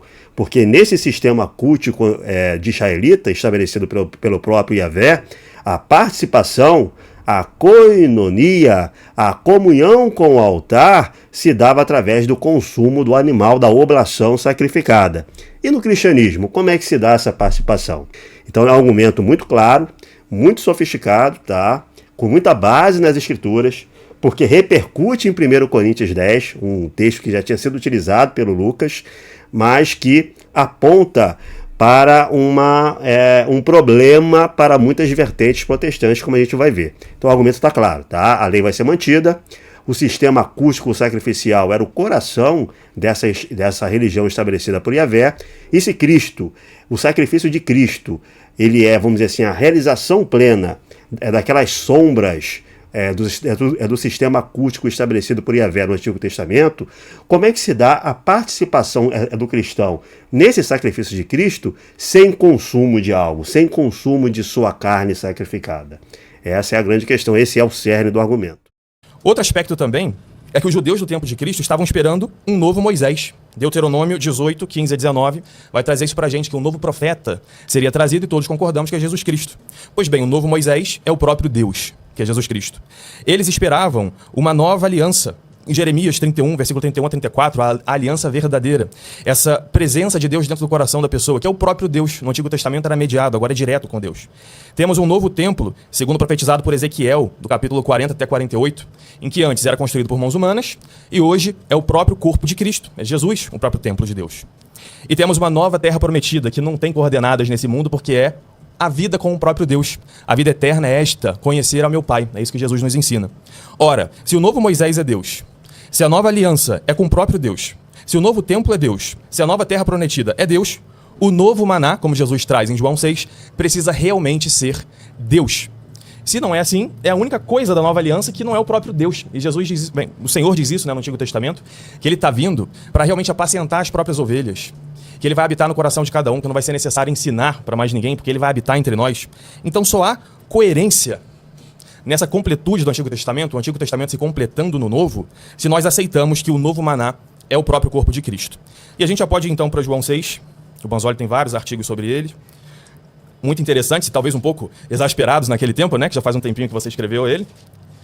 E nós temos aqui um crescendo em João 6. Jesus começa a falar espiritualmente da fé, e conforme os judeus vão se assustando com o que está acontecendo ali, Jesus, em vez de mostrando o significado dessas coisas, ele vai recrudescendo mais ainda, até que ele chega no versículo 51, e ele diz: eu sou o pão vivo descido do céu. Quem come desse pão viverá eternamente. O pão que eu darei é a minha carne para a vida do mundo. Esse cálice, né, que nós levantamos é a nova aliança em Cristo. Quando um padre levanta o sacrifício de Cristo na cruz, quando ele levanta ali aquele pão e aquele vinho, o pão e o vinho rasgam, assim como Moisés rasgou o mar vermelho, ele rasga o espaço e o tempo. E nesse momento nós nos conectamos com o sacrifício de Cristo na cruz, e nesse sacrifício de Cristo na cruz nós recebemos a carne e o sangue de Jesus. Assim nós cumprimos plenamente o que o Antigo Testamento traz, em Levítico 10:16, que esse sacrifício precisava ser comungado, que a gente precisava realmente comer, senão esse sacrifício não seria válido. O que nós comemos, esse pão e esse vinho, que nós recebemos na Eucaristia, e você disse, vocês só recebem um pão. Eu, por exemplo, como todos os dias em pão e vinho, onde eu vou, na minha paróquia.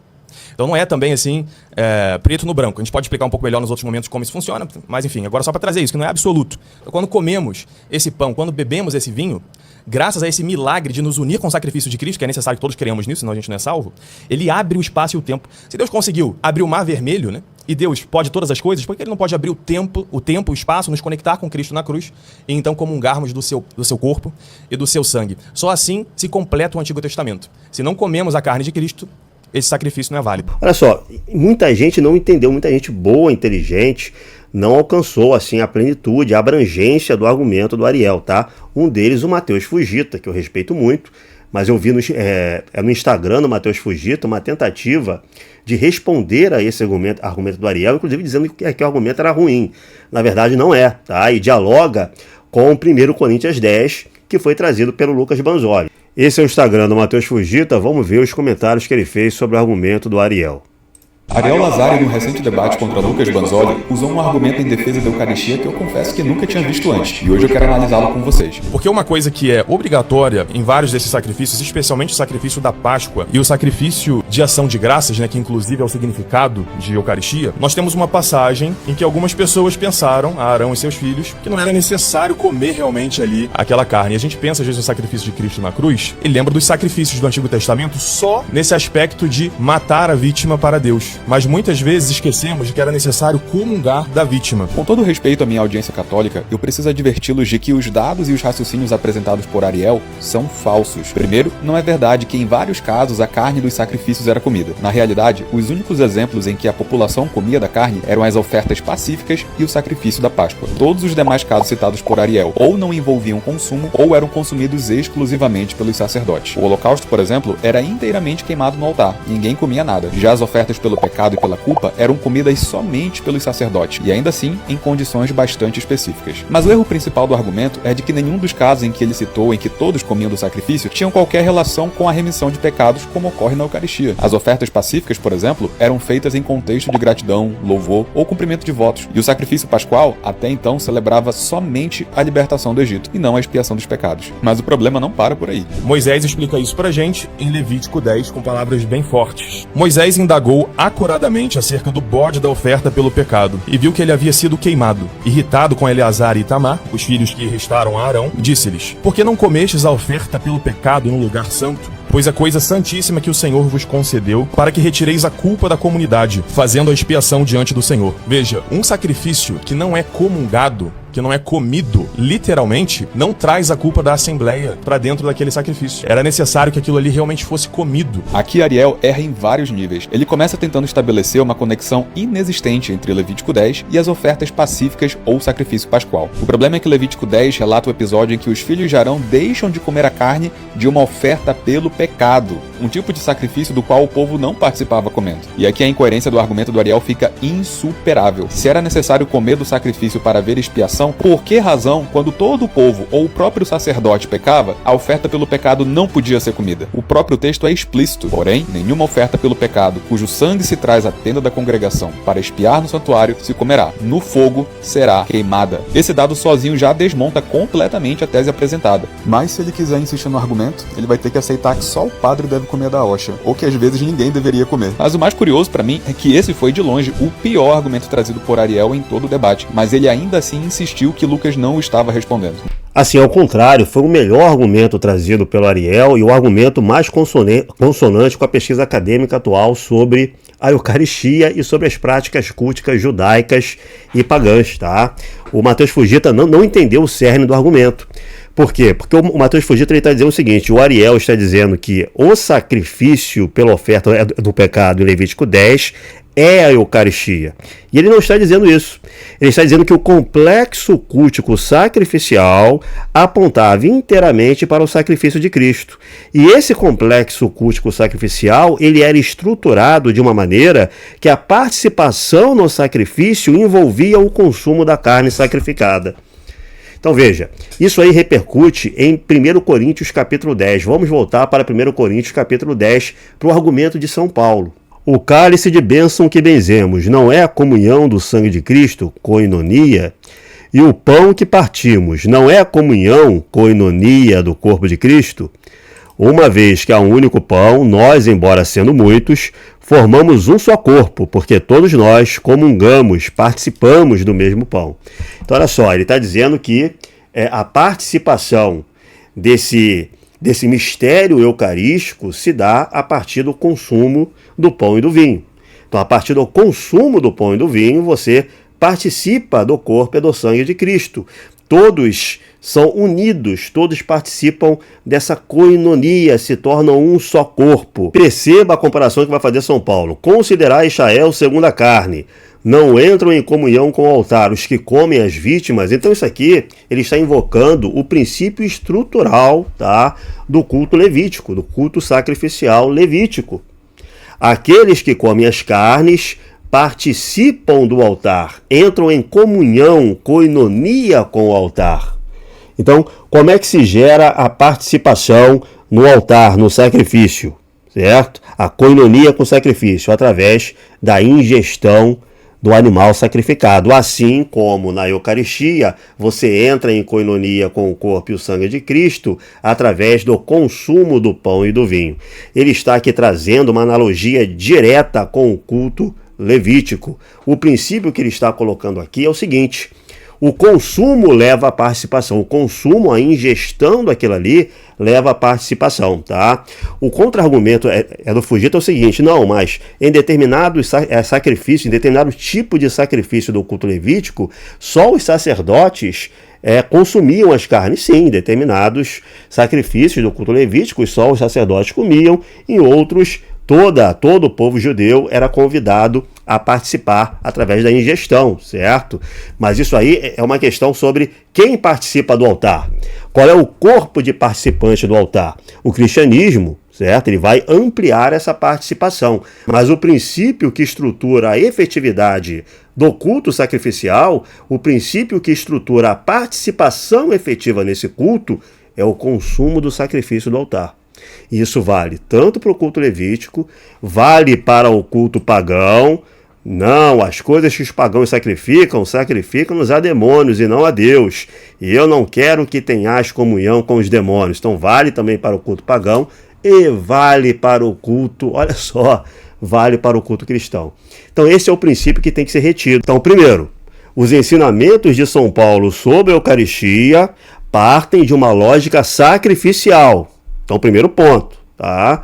A lógica que ele aplica para ensinar sobre a Eucaristia é o complexo cultico levita, israelita, e o complexo cultico pagão, que envolvem sacrifícios. Segundo, esse sacrifício tem uma eficácia ritualística cultual real. Ele gera uma espécie de comunhão, certo? Com, vamos dizer assim, o Deus ou o demônio, ou o sacrifício, ou a realidade para a qual você está sacrificando. Existe uma espécie de comunhão real, efetiva. Esse culto não é, vamos dizer assim, uma mera cerimônia memorialista. Existe uma participação. Participação significa isso. O vocábulo ali é muito claro, o léxico do vocábulo é claro. A participação é real, é uma comunhão, uma koinonia real, feita por esse culto sacrificial, certo? Por essa participação no culto sacrificial. E como é que se dá essa participação?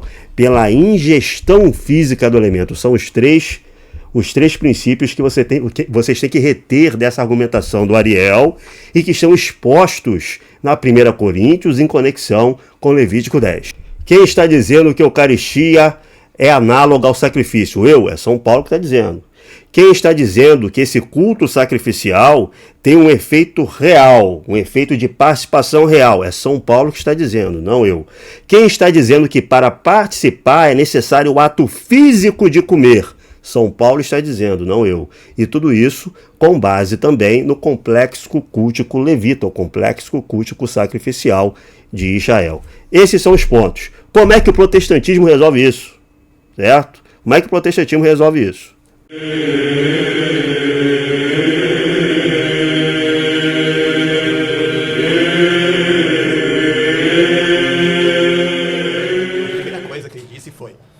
Exatamente o que ele disse. Ele disse que milagres invisíveis não existem. Gente, volta aqui a live e veja se em algum momento eu disse que milagres invisíveis não existem. Em momento nenhum eu disse isso. O que eu falei é que sempre que a Bíblia fala de mudança de substância, os acidentes acompanham a mudança de substância. Em momento nenhum eu falei que milagres invisíveis não existem. Você pode voltar e ver o debate desde o início e todo mundo vai poder comprovar isso, né? Então não adianta nada ficar citando a união hipostática, a união de Cristo com o Pai e com o Filho. Eu não estou negando nada disso. Nada disso envolve mudança de acidente, mudança de substância sem implicar em mudança de acidente. Eu queria ver se mostrar um texto onde isso ocorre, né? Na verdade, o Lucas disse que não existem milagres que neguem a nossa percepção sensorial. Ele não disse não existem milagres invisíveis. Ele disse Deus não faz milagres que contrariem, que não podem ser aferidos à nossa percepção sensorial. Ou seja, Deus não faz milagres imperceptíveis. Então, vamos dizer assim, é uma correção da frase dita pelo Ariel, que na verdade não contesta o contra-argumento do Ariel, né?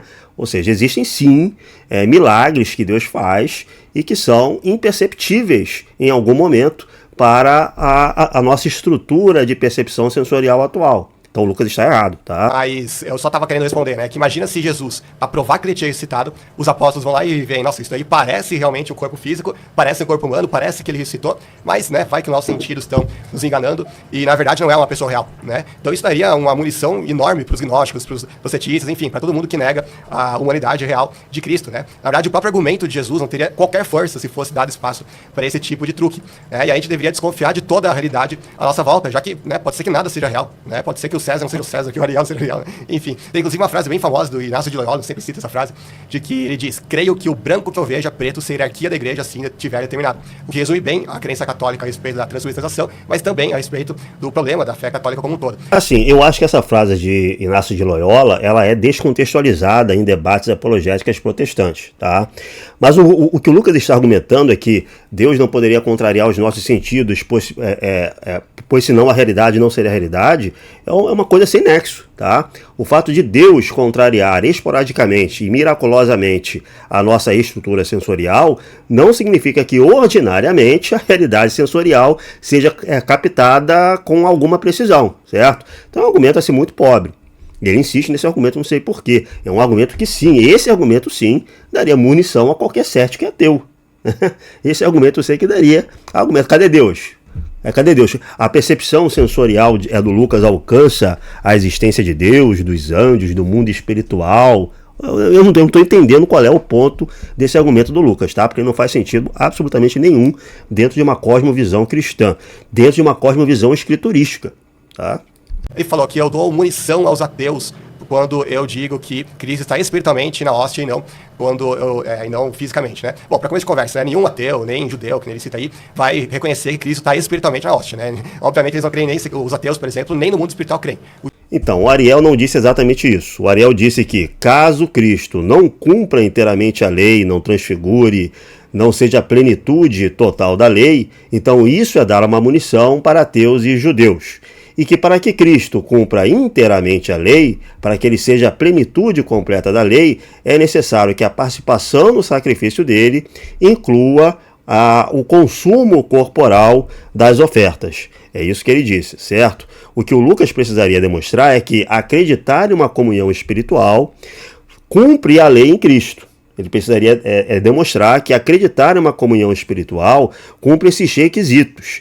E para isso ele precisa lidar com o fato de que a participação no sacrifício, a koinonia, ela é feita pela ingestão corporal do pão e do vinho, segundo São Paulo e segundo Levítico 10, segundo o complexo cultico estabelecido por Deus em Israel. E se fosse assim, então o Papa Gelasio seria ateu, porque eu mostrei claramente ele negando a transubstanciação explicitamente. Eu não vi o Ariel comentar sobre isso, eu gostei. Assim, o Papa Gelásio, ele não nega a transubstanciação, mas mesmo que ele negasse a transubstanciação, ainda assim ele afirmava a presença real e somática do corpo de Cristo nos elementos. Então, o Banzoli está cometendo um erro muito básico aqui. Transubstanciação, de maneira geral, é dizer que os elementos mudam, se transformam para o corpo e sangue de Cristo. Certo? De maneira estrita, é a explicação tomista para essa mudança, mas de maneira mais ampla, é a mudança dos elementos no corpo e sangue de Cristo. Isso é a transubstanciação. Certo? Então, mesmo que o Papa Gelásio negasse essa mudança, coisa que eu acho que ele não faz, mas mesmo que ele negasse, ainda assim, isso é consenso, absolutamente consensual, que ele afirmava a presença somática do corpo de Cristo nos elementos do pão e do vinho. Não afirmar a transubstanciação não é afirmar a comunhão espiritual. Os luteranos, por exemplo, acreditam na presença real e somática do corpo de Cristo nos elementos, e nem por isso eles afirmam uma comunhão meramente espiritual. Então o Lucas está confundindo as bolas aqui. Aí depois ele disse, vários ex-protestantes estão virando ateus. Gente, veja o react que eu fiz a um dos maiores, se não o maior apologista católico americano, o Trent Horn, onde ele vai pegar os dados oficiais dos Estados Unidos, né, conversa assim, tem um ex-protestante lá que se tornou ateu, faz videozinho pro YouTube. Não, tô falando de dados oficiais. E ele mostra que nos dados oficiais tem muito mais católico que se torna ateu do que protestante. Né? É um dado bem interessante. Ele falou também dos sacrifícios do Antigo Testamento, né, que remete a Cristo, de fato remete. Só que se você pega a carta de Hebreus, citei o versículo, inclusive, você acabou não comentando, mas vai ter mais tempo para comentar, vai mostrar claramente que Cristo cumpriu esse sacrifício de uma vez por todas. Então ele não tem que ser repetido ou mesmo atualizado. A ceia é a celebração do sacrifício, não é a repetição do próprio sacrifício ou a atualização do sacrifício. Inclusive ele citou Hebreus, mas não comentou o texto que eu citei. Então eu vou comentar comentar o texto, vamos voltar lá, deixa eu ver se eu acho o texto aqui.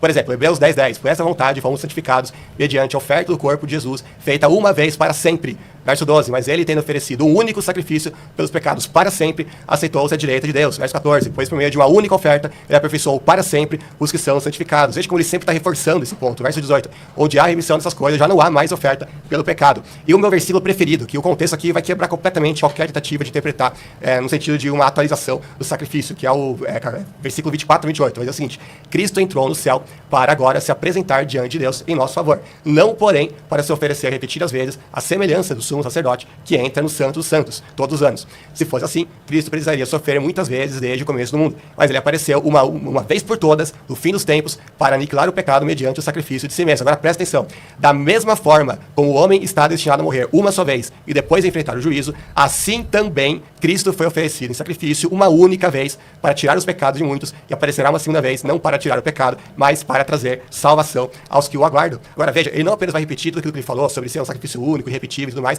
como vai fazer um paralelo com aquilo que acontece na morte. Ele vai falar, da mesma forma como o homem está destinado a morrer uma só vez, depois do juízo, assim também Cristo foi oferecido em sacrifício uma única vez. Agora, peraí, alguém que morre, se uma vez, que Paulo diz aqui a respeito de quem morre, é uma vez que precisa ser atualizado, precisa ser continuado, alguma coisa assim, lógico que não, a pessoa morre uma vez, acabou, pronto, né? Já era. Ele fala assim também, Cristo foi oferecido em sacrifício uma única vez. Então não há espaço no contexto aqui para interpretar que o autor de Hebreus está falando que o sacrifício de Cristo precisa ser atualizado, ou repetido, ou qualquer coisa que seja. Claro, os católicos não vão admitir que a linguagem da repetição, eles usam a linguagem da atualização ou continuação do sacrifício, o que também não é bíblico. Quero ver mostrar isso na carta de Paulo aos Hebreus, ainda mais diante do contexto como esse. Agora, mesmo se fosse o caso, a gente está falando literalmente de um malabarismo semântico. Assim, o Lucas está insistindo em um argumento que diz que o sacrifício de Cristo é irrepetível. É um sacrifício único, ocorrido, que está explícito na Epístola aos Hebreus, tá? A Epístola aos Hebreus diz isso repetidamente, não deixa dúvidas sobre isso, que o sacrifício de Cristo é único e não pode ser repetido. A grande questão é que isso é um grande espantalho, porque os ortodoxos não dizem que o sacrifício é repetido, os católicos romanos não dizem que o sacrifício é repetido, as igrejas pré-calcedonianas não dizem que o sacrifício é repetido. O que essas igrejas dizem é que nós participamos desse sacrifício único. E onde é que se encontra essa linguagem nas Escrituras? 1 Coríntios 10, trazido pelo próprio Lucas. Nós participamos desse sacrifício a partir da ingestão do pão e do vinho consagrados. A palavra participação ou comunhão utilizada por São Paulo, koinonia, o campo semântico, o significado dessa palavra envolve comunhão real, partilha de algo real. Não fala de mero símbolo, de mera memória, de mera associação jurídica. A palavra koinonia implica necessariamente uma ligação real, uma partilha real de algo, certo? Então, isso aí é do campo da palavra. Qualquer exegeta vai dizer isso. O próprio argumento do Lucas sobre comunhão espiritual implica isso, certo? Implica que existe uma comunhão real espiritual, no campo espiritual, mas uma comunhão, uma participação real. O Lucas acredita, ele sabe que koinonia ali fala de uma participação real. Então, como é que os ortodoxos, como é que os católicos romanos, como é que as igrejas pré-calcedonianas explicam essa ligação com esse sacrifício único de Cristo? Koinonia, participação, está lá em 1 Coríntios capítulo 10. O Lucas, ele bate muito ele insiste muito na Epístola aos Hebreus. A Epístola aos Hebreus não nega, eu vou repetir aqui porque isso é muito importante. A Epístola aos Hebreus não nega o caráter sacrificial da Eucaristia. A Epístola aos Hebreus não nega o caráter sacrificial da Eucaristia. Eu também tenho um versículo preferido em Hebreus. Hebreus, capítulo 13, versículo 10. Temos um altar do qual não tem direito de comer os que se empregam no serviço do tabernáculo mosaico. Temos um altar do qual não tem direito de comer os que se empregam no serviço do tabernáculo mosaico. O que ele está dizendo aqui? Que nós, os cristãos, temos um altar, certo? E a participação nesse altar está vetada, certo? Aos levitas. Os levitas, aqueles que servem no tabernáculo mosaico, os levitas não têm direito de participação no nosso altar. Vamos dizer assim, o grande argumento da Epístola aos Hebreus, que diferencia o sacerdócio de Cristo do sacerdócio levítico.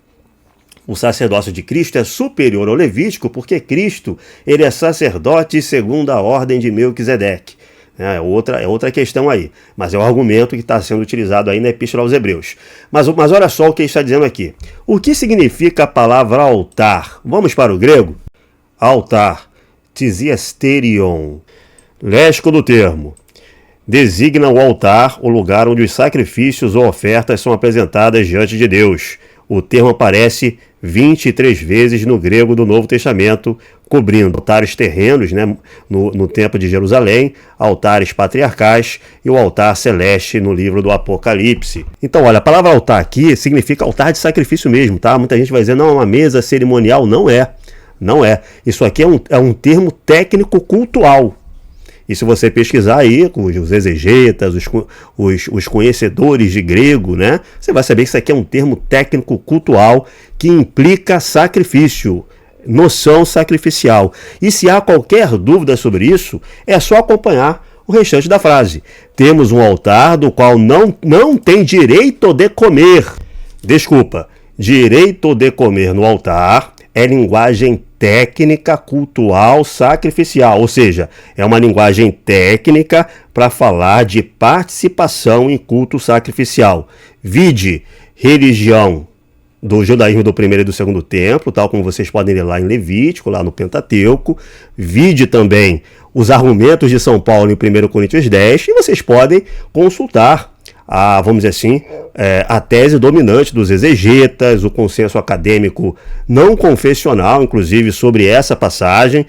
Todos eles vão te dizer que essa linguagem aqui está explicitamente utilizando termos culticos sacrificiais. Isso lembra até os inquisidores, que eles falavam, não pode torturar mais de uma vez. Né? E tem alguns inquisidores que falam isso mesmo. Só que eles não mostram que, por exemplo, você pega o manual dos inquisidores, do Nicolau Emmerich, do Francisco Penha, e ele vai dizer que muitas pessoas, inclusive, elas eram torturadas uma vez, aí depois elas saíam da tortura, aí depois voltavam a ser torturadas, e aí elas não consideravam essa tortura como sendo uma segunda tortura. Eles consideravam como a continuação da primeira tortura. Então teve gente que foi torturado 5, 10, 20 vezes, e na cabeça dos inquisidores, não, é uma vez só, porque essa tortura está sendo continuada, né? Então, não repetida, ou seja, é puro malabarismo semântico. Eles estão querendo dizer exatamente a mesma coisa que uma repetição, mas fazendo um malabarismo semântico como se estivesse falando de outra coisa, né? Como se atualização, né? Como se fosse alguma coisa desse tipo.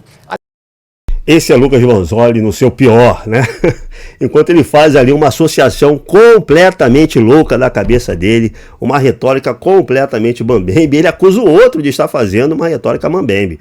O Lucas tem que parar com esses vícios retóricos, tá, pessoal?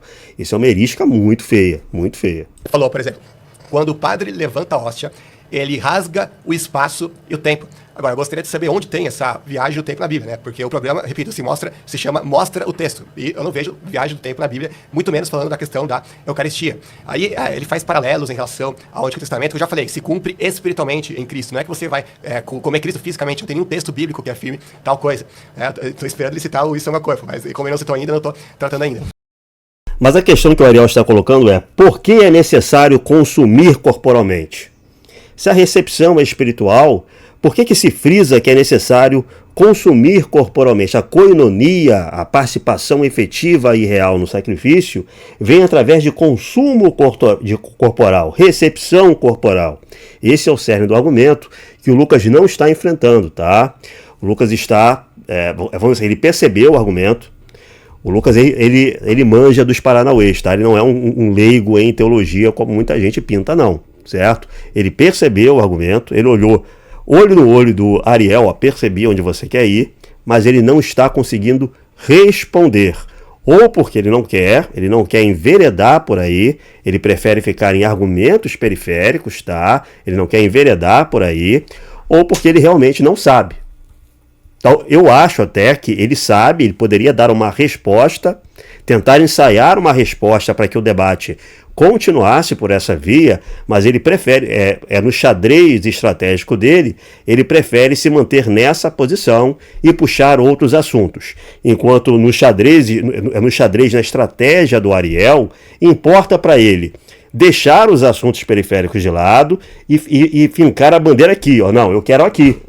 Quero falar disso, do sacrifício, dessa natureza sacrificial que tem de ser assumida, participada via consumo corporal. O Ariel ele vai tentar, durante todo o momento, deixar de lado os outros argumentos que ele encara como periféricos, enquanto Lucas vai tentar sair dessa questão do Ariel e tentar forçar os argumentos que o Ariel considera periféricos, mas que o Lucas considera centrais.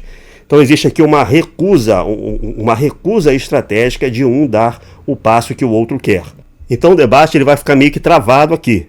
Ele vai se desenrolar tratando de outros temas que não vão ao âmago da questão, mas essa questão aqui, que envolve noções muito sofisticadas do complexo cultico do Antigo Testamento e do Novo Testamento, do cristianismo primitivo, ele não vai, vamos dizer assim, se desenvolver, ele não vai se desenrolar, porque os jogadores, os debatedores, não vão dar o próximo passo.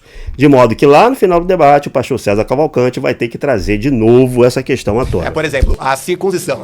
Obviamente, a circuncisão era uma coisa física, evidentemente, mas se você vai ver, Paulo ele vai fazer um paralelo entre a circuncisão e o batismo e tem efeitos espirituais, né? Então, muitas vezes você vai pegar alguma coisa do Antigo Testamento e não adianta você tentar forçar uma conexão, a grosso modo, no Novo Testamento, porque, por exemplo, a circuncisão, só homens no 8º dia, especificamente, na vida da criança, que podia ser circuncidado. Paulo diz que o batismo é a nova circuncisão, vamos dizer assim. A circuncisão é a sombra, o batismo é a realidade. Aí eu pergunto, o batismo, você só vai batizar homens? Só vai batizar meninos também? Claro que não. Tem que ser necessariamente o 8º dia? Claro que não. Então existem diferenças cruciais. Aliás, você não comentou nenhum dos versículos que eu citei na minha introdução, falando da toda a linguagem espiritual acerca do batismo e por que em relação ao batismo pode ser interpretado espiritualmente, como eu faço em relação à Eucaristia, aí toda a lógica muda, né, totalmente. Aí diz também, o novo maná precisa ser Deus, mas eu repito, quem disse que a gente tem que comer Deus fisicamente? Por que não poderia ser comer dele, né, espiritualmente, que é exatamente aquilo que a Bíblia diz. Bom, João 6, quanto tempo eu tenho? Eu vou precisar de 2 minutos, pelo menos, para interpretar João 6. Já que ele abriu o comentário em João 6, eu quero perguntar uma coisa que essa, assim, de tudo que eu falei, a única que eu faço questão que seja respondida é essa. Na sua interpretação, porque todo o seu argumento se baseia no fato de que os cafarnaítas, que era o público para o qual Jesus estava se dirigindo naquela ocasião, eles interpretaram, né, que Jesus estava falando de comer fisicamente e tal, e Jesus, ele não falou, não, peraí, gente, vocês estão interpretando errado, né? Então eu pergunto, o que foi que os cafarnaítas interpretaram? Eles interpretaram que Jesus estava falando da Eucaristia, ou seja, de comer deles sacramentalmente, mesmo que de uma forma física, que é a Igreja Católica, a transubstanciação, ou de praticar canibalismo mesmo com Jesus, de ir lá e matar Jesus e comer a carne de Jesus literalmente. Essa a grande questão que eu faço, porque dependendo da sua resposta vai mudar todo o jogo aqui. Porque, bom, depois eu vou mostrar a encruzilhada, mas eu quero muito ver a resposta do Ariel a respeito disso.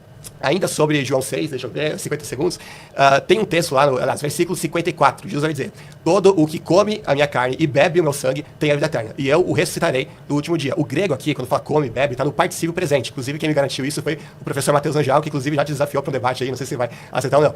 Então, o particípio presente, ele traz a ideia de uma ação em execução. Agora, como é que aquelas pessoas poderiam comer e beber de Cristo naquele momento se ele estivesse falando da Eucaristia? Se a Eucaristia seria implementada 1 ano depois daquilo, né? Óbvio que implica que ele estivesse falando de algo que podia ser feito naquele momento. Aí você vai pegar todo o contexto, que eu não vou ter tempo aqui, porque eu tenho 9 segundos, e você vai ver que ele sempre fala que por detrás da linguagem do comer e beber, ele está falando de crer nele, e não de comer e beber fisicamente. Ok. A escatologia realizada, né? A linguagem utilizada por Cristo parece ser uma linguagem da liturgia eucarística mesmo, né? Retirada de uma liturgia eucarística, que muitos exegetas bons vão dizer. Agora, eu recomendo a vocês que vocês leiam Raymond Brown, né? Quando o pastor José Eduardo ele trouxe Raymond Brown para discutir a primazia petrina, para colocar questões históricas sobre a presença ou não de São Pedro em Roma, sobre se São Pedro foi ou não bispo de Roma. Muita gente achou legal, né? Mas vai ler Raymond Brown, o que ele diz, a exegese que ele faz sobre João, sobre o Evangelho de São João, principalmente São João capítulo 6. É uma exegese muito pormenorizada, uma exegese que se tornou quase que referência, né? Uma grande referência exegética de João, capítulo do Evangelho de João inteiro, mas falando aqui especificamente de João capítulo 6, e que é muito elogiada pelo pastor evangélico Carlos Vailate. Lá vocês vão encontrar a resposta do porquê esse capítulo 6 de São João está apontando, está falando sim da Eucaristia. Não fala apenas da Eucaristia. O capítulo 6 não fala apenas da Eucaristia, fala de crer nele, fala da revelação, fala de um conjunto de temas. Mas dentre esses temas existem sim versículos que são especificamente eucarísticos. Raymond Brown, comentários a João. Primeiro eu fiquei muito feliz que o Banzoli voltou atrás do que ele disse, de que não há milagres que são invisíveis, né? E foi muito bom que você tenha pedido para as pessoas voltarem, porque você disse que esse seria o único milagre invisível. E eu trouxe 2 milagres invisíveis aqui que acontecem e todos os cristãos concordam. Então eu fico muito feliz que você tenha voltado atrás aí do que você disse. Depois eu fiquei um pouco confuso, porque nos seus últimos 10 minutos você não trouxe uma refutação do que eu disse. Eu mostrei que a nova aliança, o novo Moisés, o novo templo é Jesus Cristo, e que o novo maná também precisa ser ele. Outra coisa, sobre detalhes da antiga aliança ali que são diferentes hoje, por exemplo, o 8º dia, ou que são só os meninos, esses realmente são detalhes que são marginais. Mas quando eu mostrei aqui em Levítico 10:16, comer o sacrifício era algo central. Então você juntou tudo que existia no Antigo Testamento que deixou, que era marginal, e colocou isso no meio também. Mas eu te trouxe um texto, você perguntou, cadê? Mostra o texto. Tá aqui, Levítico 10:16. Então vejam vocês que estão acompanhando, Mateus Fugita também, o princípio cultico aqui é: a participação, a koinonia, a comunhão, se dá através da ingestão do sacrifício, certo? Esse é o princípio cultico invocado, que está lá em 1 Coríntios 10, que está também em João 6, que fala de comer, tá? Quando o Cristo fala que ele vai dar a sua carne para vivificar o mundo, ele fala sarx, carne. E quando ele fala de comer, ele fala de mastigar, o verbo é bem rude mesmo. É mastigar, tá? Depois vai ser repetido por São João Crisóstomo. São João Crisóstomo, ele tem uma homilia bonita sobre essa passagem, que ele frisa essa questão do verbo mastigar, tá? Então, o princípio cultico sacrificial é esse. A participação, a koinonia, a comunhão se dá pela ingestão da carne sacrificada, pela ingestão do sacrifício. A partir dali existe uma koinonia, existe um efeito cultual real, certo? Esse é o princípio. E Levítico 10 é utilizado aqui como prova de que esse consumo, essa participação através do consumo era necessária para a completude do sacrifício. Pessoas, eu vou dividir esse debate em 2 partes, tá? Porque senão vai ficar um arquivo muito grande, o que vai dificultar que as pessoas acompanhem, vejam tudo. E vai dificultar também a minha edição. Então a gente vai fazer uma segunda parte depois. Eu só quero frisar os problemas, quais são os problemas que o argumento do Ariel traz para as diferentes vertentes do protestantismo. Porque o protestantismo não tem uma visão unificada sobre a Eucaristia, né? A abordagem protestante muda. Então, por exemplo, o argumento do Ariel fere muito, impacta muito aqueles que têm uma visão memorialista. A ideia de que a Eucaristia, a ceia do Senhor, é apenas um memorial, uma figura de linguagem que não tem um efeito real, não tem assim uma presença real nos elementos, são apenas sinais apontando para realidades que estão ausentes em um largo sentido. Então a visão do memorialismo puro é muito impactado pelo argumento do Ariel, porque é completamente anacrônico de um ponto de vista acadêmico mesmo, tá? A academia secular, a academia não confessional, ela encara a teologia memorialista como um grande anacronismo. Ela não vai dizer que o memorialismo está certo ou errado, ela não vai fazer isso, óbvio, porque ela não vai adentrar o terreno teológico, mas ela vai dizer que é um anacronismo dizer que existia uma visão memorialista dessas pessoas, desses judeus antigos. Não existia. Certo? Existia uma noção sacrificial que envolvia uma participação real, o culto era eficiente, tinha uma eficiência real, não era uma mera lembrança psicológica ou moral, e existia uma participação via ingestão do sacrifício. Então, para os memorialistas, o argumento do Ariel impacta muito. Para os calvinistas, os reformados, a teologia reformada, impacta bem menos. Certo? Impacta bem menos, mas impacta. Por quê? Porque existe ali uma ideia de que é necessário receber corporalmente, participar corporalmente através de ingestão da carne sacrificada ou do pão e do vinho, certo? Essa participação corporal é necessária à koinonia. Então existe um impacto ali a ser explicado, além da noção sacrificial, certo? A noção sacrificial também impacta de maneira forte a visão reformada. Então a visão reformada que está sendo defendida, eu imagino, é uma abordagem mais próxima da que o Lucas está defendendo. O Lucas não está defendendo a visão memorialista. Então, se você tem essa visão memorialista, Zwinglio, vamos dizer assim, a sua abordagem zwingliana, O Lucas não está defendendo a sua abordagem. O Lucas concorda que a sua abordagem não está fincada nas Escrituras, certo? Mas essa visão reformada de comunhão espiritual, que eu imagino que seja que Lucas esteja defendendo, ele não explicita todos os nuances daquilo que ele acredita, pelo menos não até aqui no debate, tem um impacto por causa dessa natureza sacrificial e dessa necessidade de ingestão corporal, mas um impacto menor, menos grave que o impacto gerado na teologia de Zwinglio. E você tem o luteranismo. Para o luteranismo, o impacto é muito menor, porque o luteranismo admite minimamente uma linguagem sacrificial de louvor. Existe uma dificuldade, sim, um incômodo, pelo menos, com todas essas noções sacrificiais, de participação, inclusive em sacrifícios expiatórios, de altar de sacrifício, em Hebreus 13, 10, como a gente viu, né? Mas impacta muito menos o luteranismo. Mas aí, pessoal, quem de vocês que estão me vendo aqui que são protestantes são luteranos, né? Então, se vocês são calvinistas, vocês precisam sim responder esse argumento de alguma maneira, precisam se livrar dos incômodos que esse argumento trazido pelo Ariel traz realmente a essa abordagem reformada. E se você é memorialista, você tem aí um problemaço, tá? Um problemaço, inclusive em termos acadêmicos. Em termos acadêmicos, o memorialismo é considerado um anacronismo feio mesmo, certo? Então, pessoal, eu volto muito em breve para falar da segunda parte desse debate. Então, o debate até aqui colocou questões muito importantes, eu acho. Espero ter contribuído para, vamos dizer assim, esclarecer alguns pontos importantes que estão sendo tratados, alguns elementos sofisticados que foram tratados nesse debate, tanto pelo Ariel, mas também pelo Lucas, tá? O Lucas também trouxe argumentos interessantes. O Lucas não está perdidaço, como, por exemplo, estava o professor Lucas Gesta no debate com o Ariel. O professor Lucas Gesta estava perdidaço na questão, perdidaço nos argumentos, na natureza, na estratégia retórica e nos fundamentos daquilo que ele estava defendendo. O Lucas não, o Lucas conhece os meandros, né? O Lucas, ele sabe realmente o que o Ariel está dizendo, embora ele não tenha respondido. Não tenha respondido, e dependendo da resposta que ele der, ele vai ter que deixar alguns aliados pelo caminho. Então a gente continua depois, obrigado por acompanhar, deixem o like, joguem esse vídeo para frente, se inscrevam no canal, acione o sininho, que eu volto muito em breve para falar da Santa Igreja Ortodoxa. Valeu!